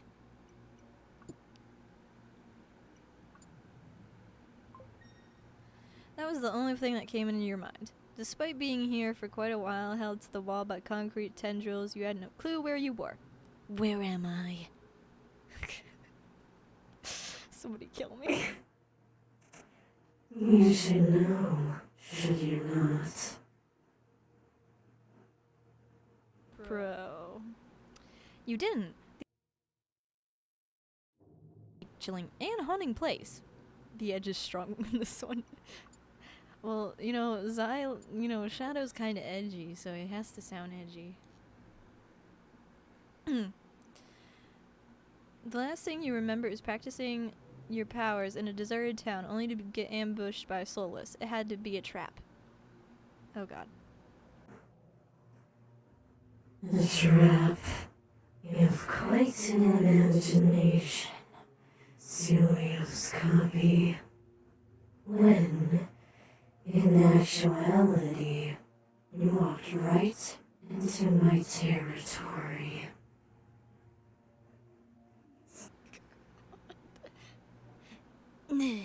Your territory?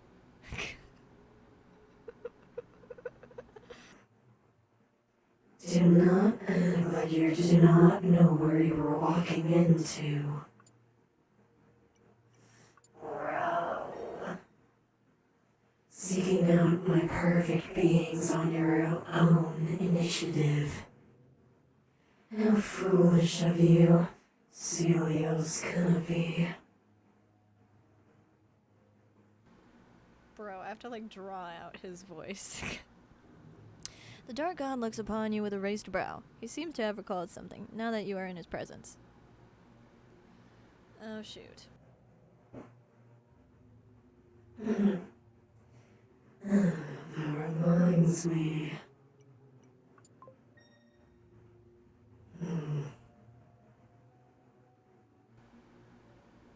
He compliments his formerly distant gaze with a sinister grin. You can almost feel his thoughts clouding the chamber. If you are so confident in your abilities, perhaps you could show me exactly what you think you are made of. It would be ever so amusing to see.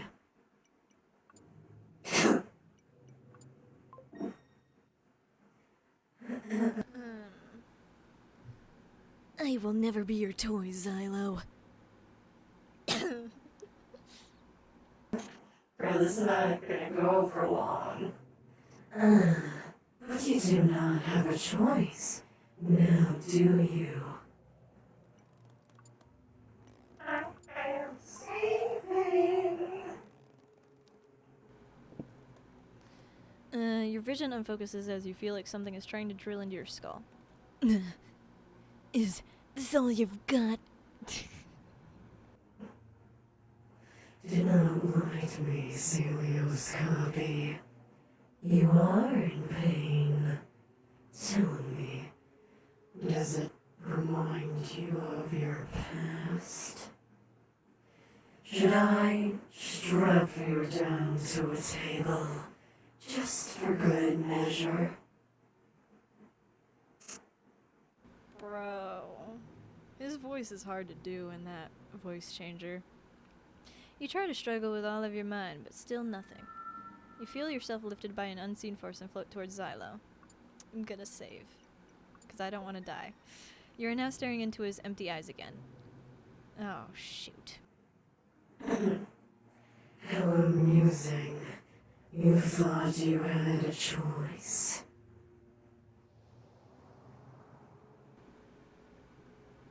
Nice shadow voice, Lavi. Thank you. Your vision blurs as the cold air crawls up your spine and leaves your hair standing on end. You hope that your glare is just as cold. Hope. What is the use of having such a useless thing in this world? In my world? Maybe. Oh shit. You just skipped after. Maybe if I play along, I can try and. The air feels a little less cold in the cavern. I will make sure that it does not happen, my spark. Oh, it's getting spicy. Okay. You feel like needles are poking at your limbs. They're more annoying than painful. By the gods, it hurt. Why was he doing this? Sending these immeasurable waves of pain coursing through your body like this. Struggling and panting, you're trying to resist the urge to shout in pain. You glare at Xylo. Is that all? The god's expression doesn't change, but the pain increases, ever so slowly. Your body tenses as you feel energy press against you. It was like pushing away walls as they slowly slid towards you. Watches. Burying your fangs, you struggle against the rocky tendrils that are fixated to your joints. You wanted free, wanted to fight back against this damn pain. Of course, Shadow gets the opportunity of saying damn. Tell me how it feels, Celio's coffee. Tell me what you think about the pain. Feel fine. Should I be honest or should I lie? I'm gonna say I'm fine. You cannot let him get to you. No matter how much it hurts, you fight back. The pain continues to crawl around you. This is nothing.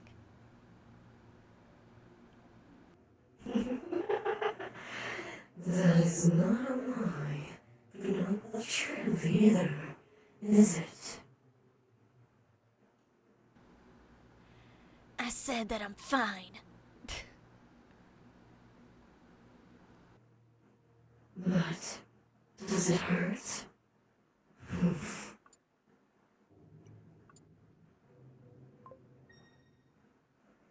So the arrows his eyes. Oh, bro, he's salty. It's salty like saltine crackers.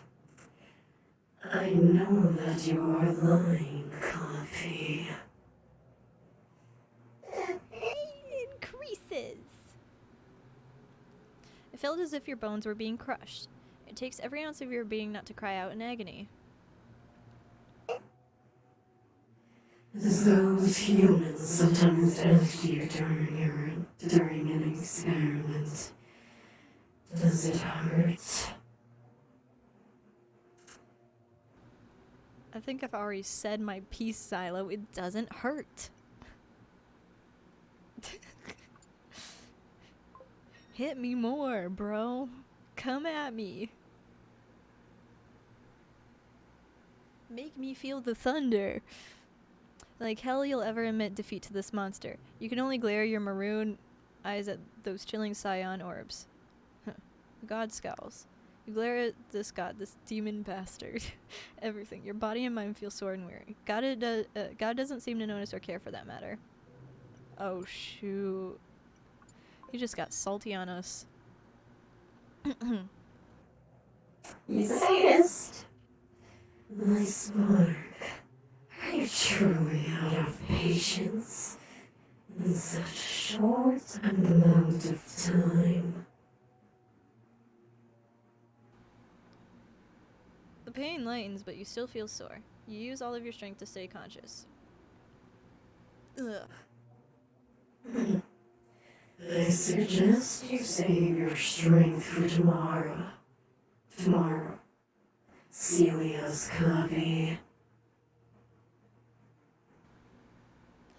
Stop calling me that. My name is Shadow. I am not Celios. The god's smile fades and he looks at you. Not coldly or angrily. You can't tell.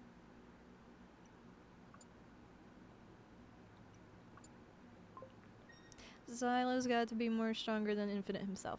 Infinite's not a god. Xylo's a god. Those glowing blue orbs study you before the god turns away. As I was saying, I'll check up on you at another time. For another game. Oh, he's salty.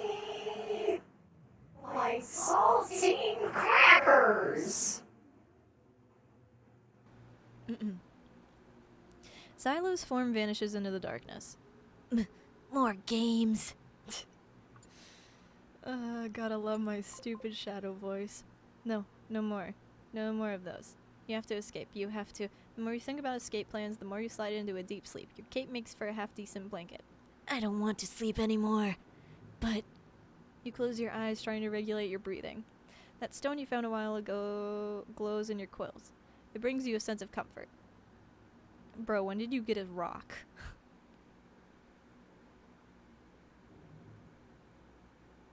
Dum dum.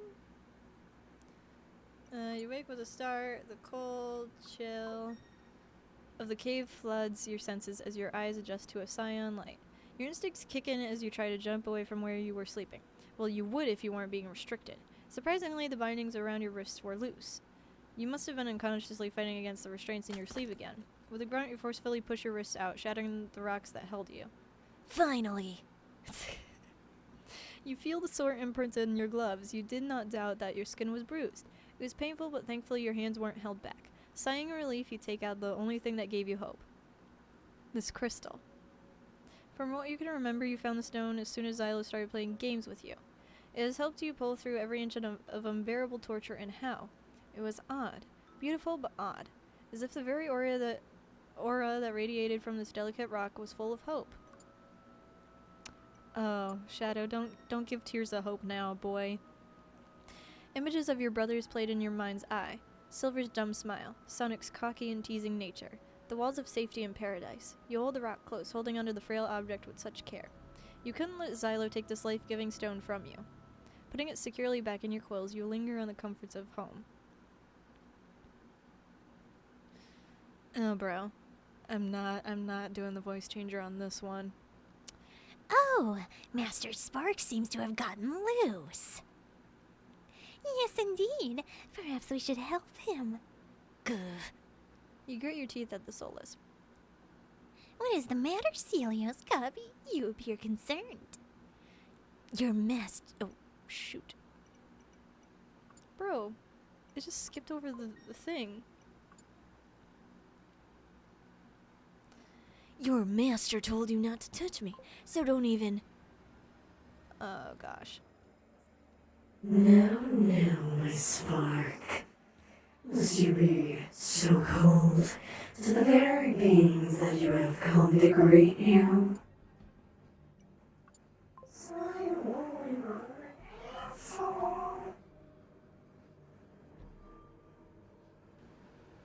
Please don't tell me I got the soulless route on this one. You see the soulless inch closer and closer until they vanish from your line of sight. What?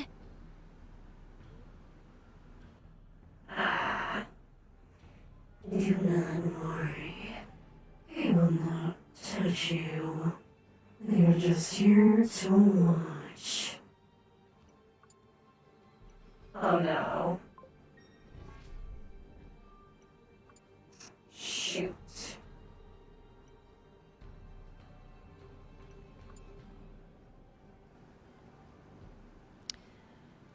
History. You know you can't do much to me now that I... You feel your skin tighten as your body freezes. You feel a sharp pain in your chest as God stares at you.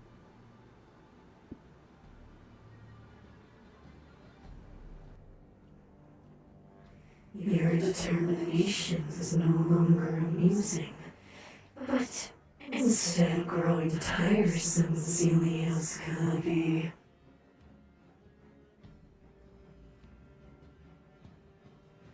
Ooh, this music. True to Xylo's word, he looks at you with a deadpan expression. Even the pain isn't a satisfying game anymore. Oh, bro, he's gonna turn us soulless. He then leaves his gaze with yours, making sure you can see his eyes with crystal clarity as they burn into your mind. Okay. No. What I am more interested in is your actions. You feel your senses stop in place as Xyla grips you. A faint crimson fills your vision as the familiar freezing feeling takes control of your body. You wince, but you at least knew it was coming. In the blink of an eye, you appear in an entirely new location. You see nothing as the deity's eyes flash a bright cyan. Silently, a bright cyan chains dripping with black tainted energy form from out of nowhere, wrapping around your waist tightly. I think those were wrists, but I don't know what I read. As his eyes fall upon yours, you feel the chilling touch of pins and needles. There weren't any, no none. They pierce your palms, making you clench them in tight fists. You wince but don't utter a single noise. No, you cannot give him such pleasure. There's only you and him, and yet the feeling of eyes at every corner haunts you. They weigh so heavily. So, damn, heavy.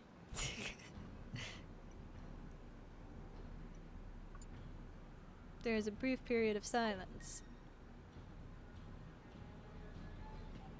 When you open your eyes, though, nothing has changed, except for the pain. Damn, this music's getting intense. I know you better than you know yourself, Zelios Cubby. Bro, is he breaking our bones? Before you can utter a single word, you feel a constricting force press hard against your ribcage. You struggle, being forced to take labored breaths as you try to breathe calmly. Your lungs were being constricted to the point where even the smallest gasp sent an electrical shock of pain through your body. He just kept staring. Bro, you already know that Xylo's a sadist.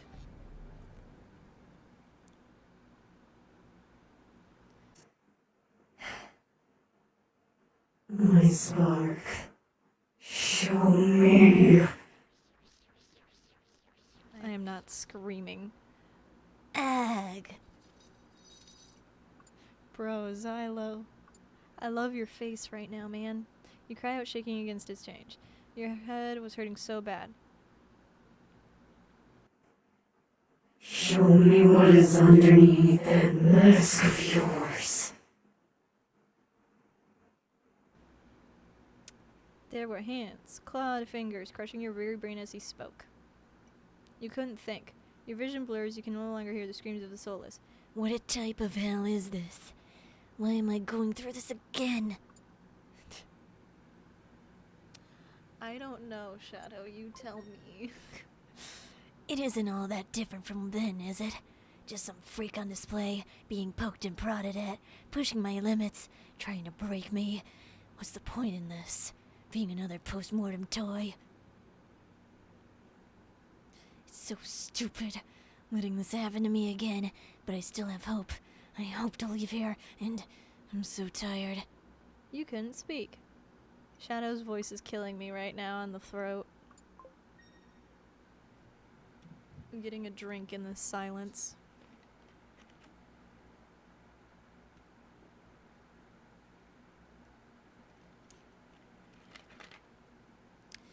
Okay. You couldn't hear anything but him.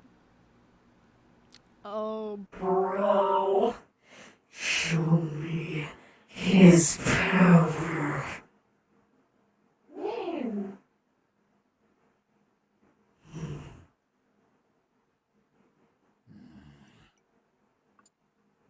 Oh shit. Familiar, is it not? Bro, he borderline trying to make him feel like Celia's right now. His tight grip around your release is slightly giving you just enough room to gasp for air as you hang your head in shame and fatigue. Your chin is lifted, your own tired red eyes looking deep into the dark god's aqua eyes. Feeling at the mercy of your captors. Just like in that prison, where those people in white coats were. Tell me, how did that feel? To be hopeless?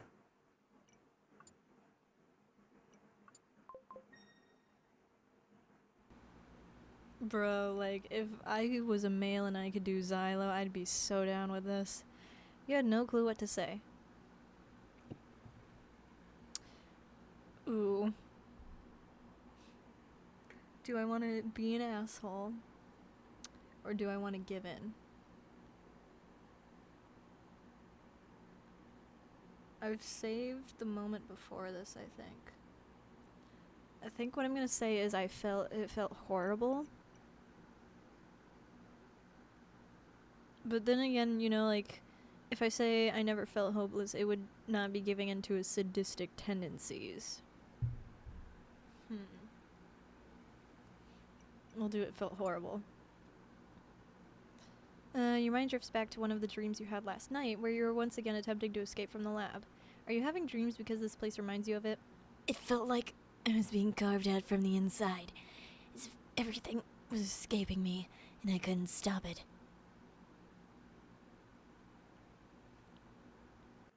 But it seems like you can be honest about such things. After all, incredibly honest. Oh, I picked maybe picked the right option. I don't know, so we're gonna do empty slot. He almost sounded surprised or something. You don't understand why. Xylo looks you over dispassionately. You wonder if he was always this way. Supposedly he was the youngest of the three gods, but you can't see anything like that. You have questions, copy. That didn't sound like a question. It was not. Depending on which one of the hundreds of questions you ask first, from that pitiful mind, I will either make the chains more tighter or looser.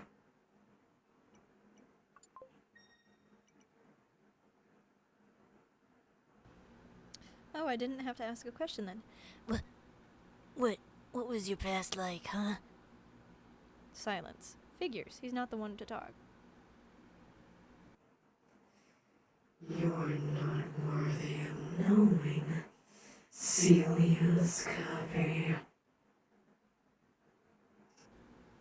Bro, you said that to Hayden the last time. You let out a sigh.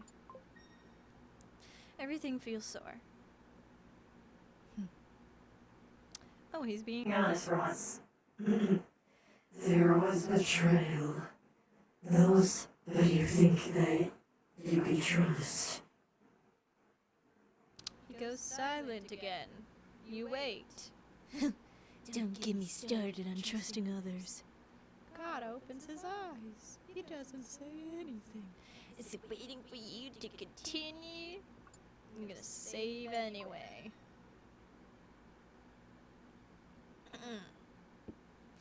When you go through horrible things, especially when others put you through that stuff, you don't want to trust others. Oh, bro, he's starting to burn us. You begin to feel the chains burn.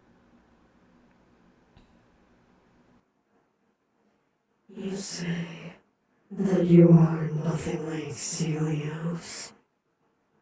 What? Yesterday.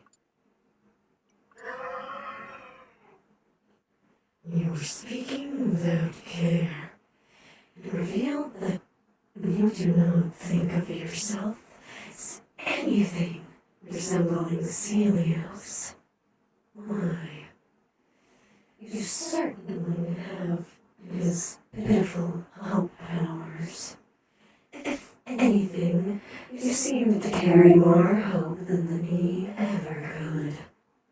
You cannot imagine how he would live through what your life was like.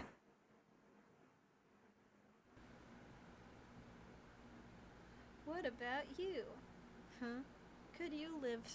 Could you live through my life? Could you carry this hope I'm supposed to have? When have you ever felt hopeless? Oh, bro, you shouldn't have said that. Xylo appears shocked. He usually seems to have more control over himself. At that thought, Xylo's face becomes passive. As usual, any remaining pain in your body ceases. You close your eyes for a moment, relieved that it finally stopped. When you open your eyes, Huh? Where is he? you look all around the room and don't see any glowing scion. Nothing else to do now but rest, it looks like. You sit down in the corner of the room, promising yourself that you won't fall asleep again. You're surprised that God didn't restrain your arms again.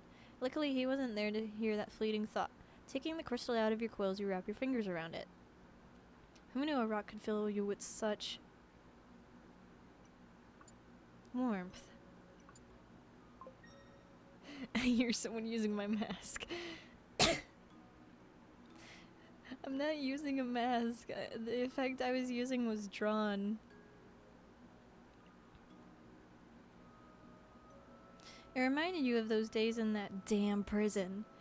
The sanguine fluid that stained your cell. The dirty, crumbling floor that you spent countless nights on. The testing, the pain. But that hope. Hope. A sickening, churning pot of lies. Insecurity. 2 negatives giving life to 1 positive. How can such an emotion exist? Just how powerful is hope? You run your thumb over the smooth, tumbled facet of the crystal. Silver. Sonic. Please. I don't want to be alone again. Oh, Shadow, you need a hug. I give hugs. You close your eyes, tears welling up the more you thought of your brothers. You hold the stone close to your chest. You just needed a moment, just a second. Xylo's gonna be there again. Shadow, I don't know what you're thinking. You pass out in less than a minute. Oh. Oh, bro. Bro. Yes. We're going back to orbital! My precious brother. What a beautiful solar system you have created. Yes, it is quite beautiful. Thank you, brothers. I finally figured out where to put that story you painstakingly created, Celios. Oh? Have you? I would love to see it, youngest brother. Okay, I Give up on that. I give up on that effect for the brothers. The gray-furred god gestures to the newest universe with glee, brightly smiling as he looks to the middle. Celios' eyes widen, placing his hands on Xylo's shoulders and gasping in wonder. Oh my! Xylo, that looks so truly beautiful! The black-furred god approached one of the planets, thinking for a moment before he hummed to himself quietly. Allow me to just fix this one small thing. With a celestial force, the planet had vanished before their very eyes. There we go! Celios. Celios!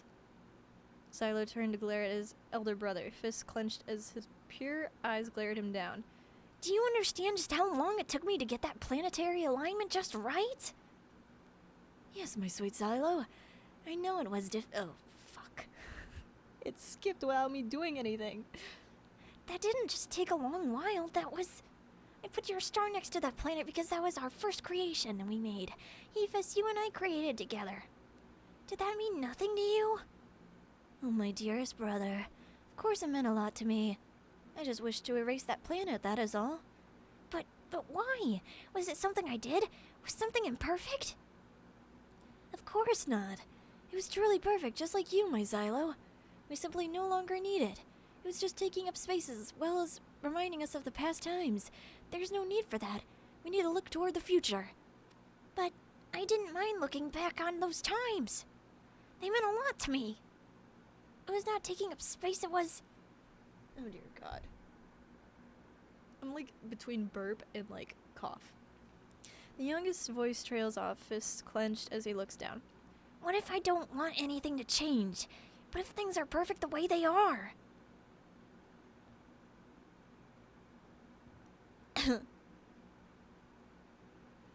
I'm coughing. I'm sorry. The eldest of the three brothers stepped in between them, clearing his throat. Brothers, there's no logical sense in arguing about the past and future. We can simply recreate the good in that planet.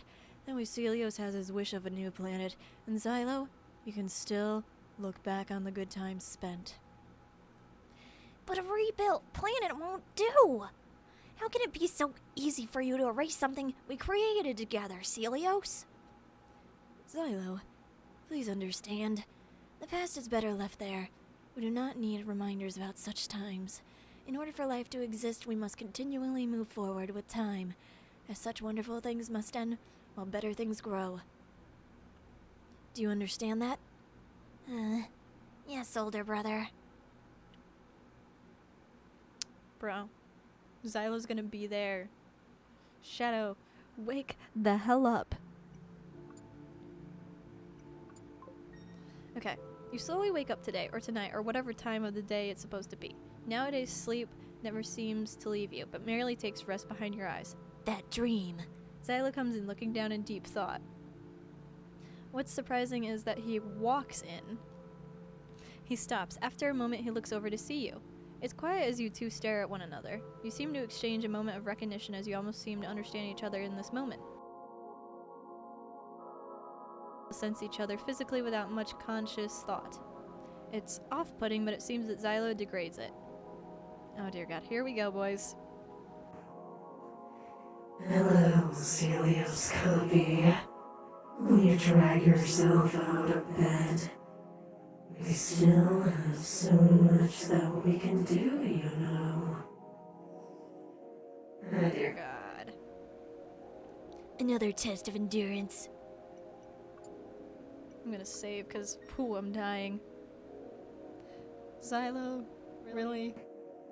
Perhaps, if you see it that way. You didn't say anything. Instead, keeping yourself silent as God seemed to keep his gaze away from you. Xylo was quiet for a moment. Oh no. Shadow, you're gonna lose your orb. Oh?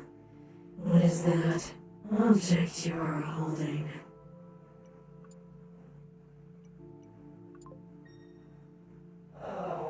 No. Crap, he must have seen your crystal. Nothing. Just... no, please.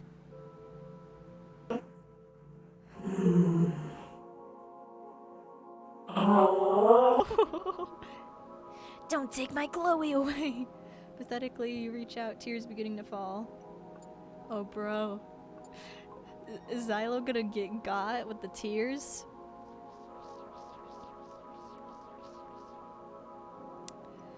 I knew Shadow was gonna straight up cry tears of hope. The dark god gazes at the stone before you could hide it. Oh God. I see. You felt so embarrassed in yourself. So small and insignificantly worthless. He looks it over before staring at the center. Was he looking at the symbol? Xylo, stop yourself. Do you have any idea what this symbol means? Copy of Celios.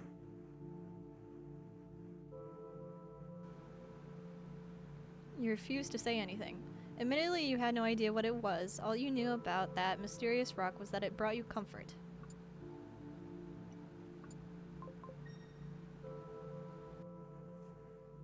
I see. Simply put, want to ask you a question. He turns his attention to you, the rock levitating beside him. Your powers. Is this the only ability of Celios that you have?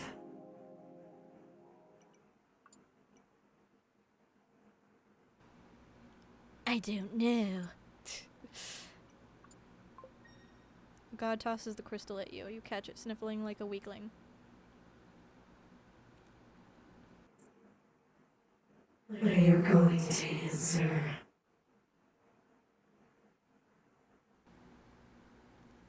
I don't know. Was that a mistake? Oh. Oh. Oh? Oh. There is something I wish to tell you, my spark. There was a time when I felt hopeless. It was after watching my brothers fall to sin. To see them, my perfect brothers, become so corrupt. I could not just sit there. I had to do something. So I did. I showed them both mercy by a quick death and ruled everything in their place. And then you three came along. Perhaps that was Celios' plan. Perhaps he had felt so left out, so abandoned by Evis, that when he fell, his corrupted, tainted eyes fell upon me. How can you be so sure? But but what makes you so sure? I'm gonna save it in a new slot. I'm dying. What do you mean? I'm not gonna try Shadow's voice at this point. Couldn't you have spoken to him with your mind link?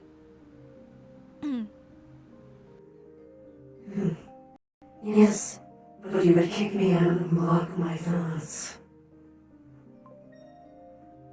It is almost like I did something wrong. I supposed that Celios did not want to remember anything. I was responsible for control, but maybe he wanted it all for himself. He wanted to do things his way only. Perhaps Celios wanted to feel as if he was in control of time itself. A concept the three of us created.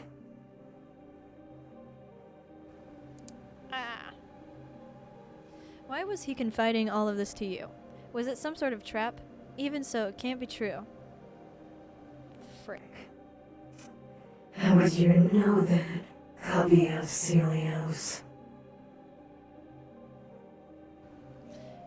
Celios, if I just exist as a copy, then what exactly is my purpose?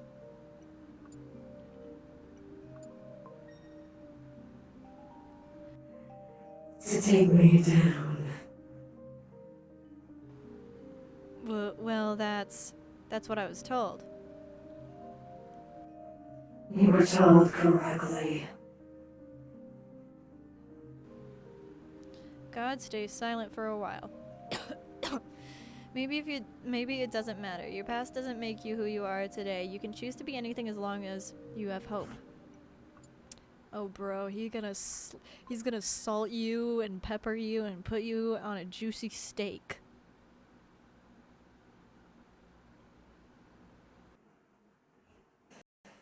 Come with me, son of Evis.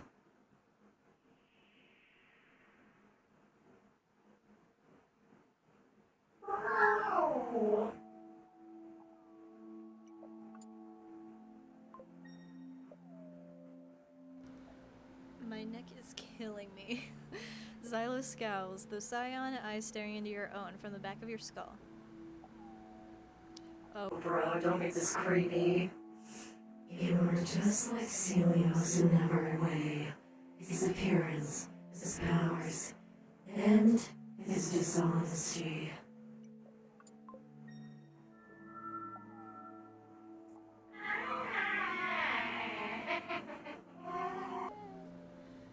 Bro, he gonna die. Your body lifts up and you can hear other beings crawling into the room.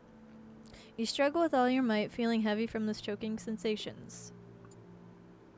Bro, don't turn me into a soulless. I've gotten through silver, being sweet and soft, going into soulless, and now I'm on a shadow. Give me a happy ending. Always repentant, scared even, of what his brothers and everyone else thought of him. He always tried to be what he thought others wanted him to be. To say what he thought others wanted to hear. Except when they wanted the truth.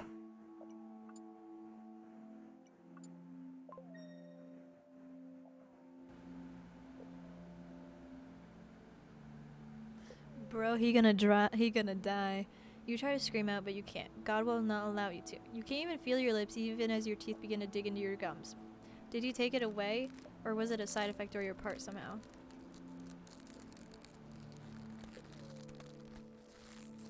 Are you ready to admit your foolishness, Celios copy?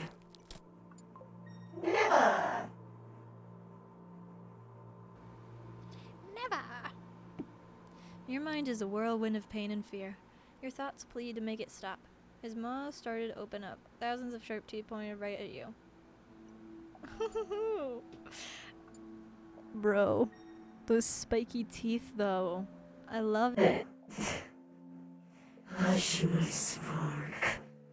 The process will be over soon. Bro, I just wanted a happy ending for Shadow. What process? Making you mine. You couldn't do anything. Struggle, spit, or scream. You had no control. You feel yourself slip away as he begins to suck in your soul, your vision going blurry. His laughter echoes through the caves as you feel colder. He lets go of his hold on you and you fall to the ground. Cyan and magenta swim around your vision, and you can't perceive anything. Everything hurts, and yet you begin to feel numb. Oh gosh. Now then, bow before your god worm. Oh no. Bro, we got the soulless ending. Yes, my master. You bow, kissing the ground where your master stands upon. You are not worthy of his presence, his overwhelming everything. For you are now the ultimate soulless.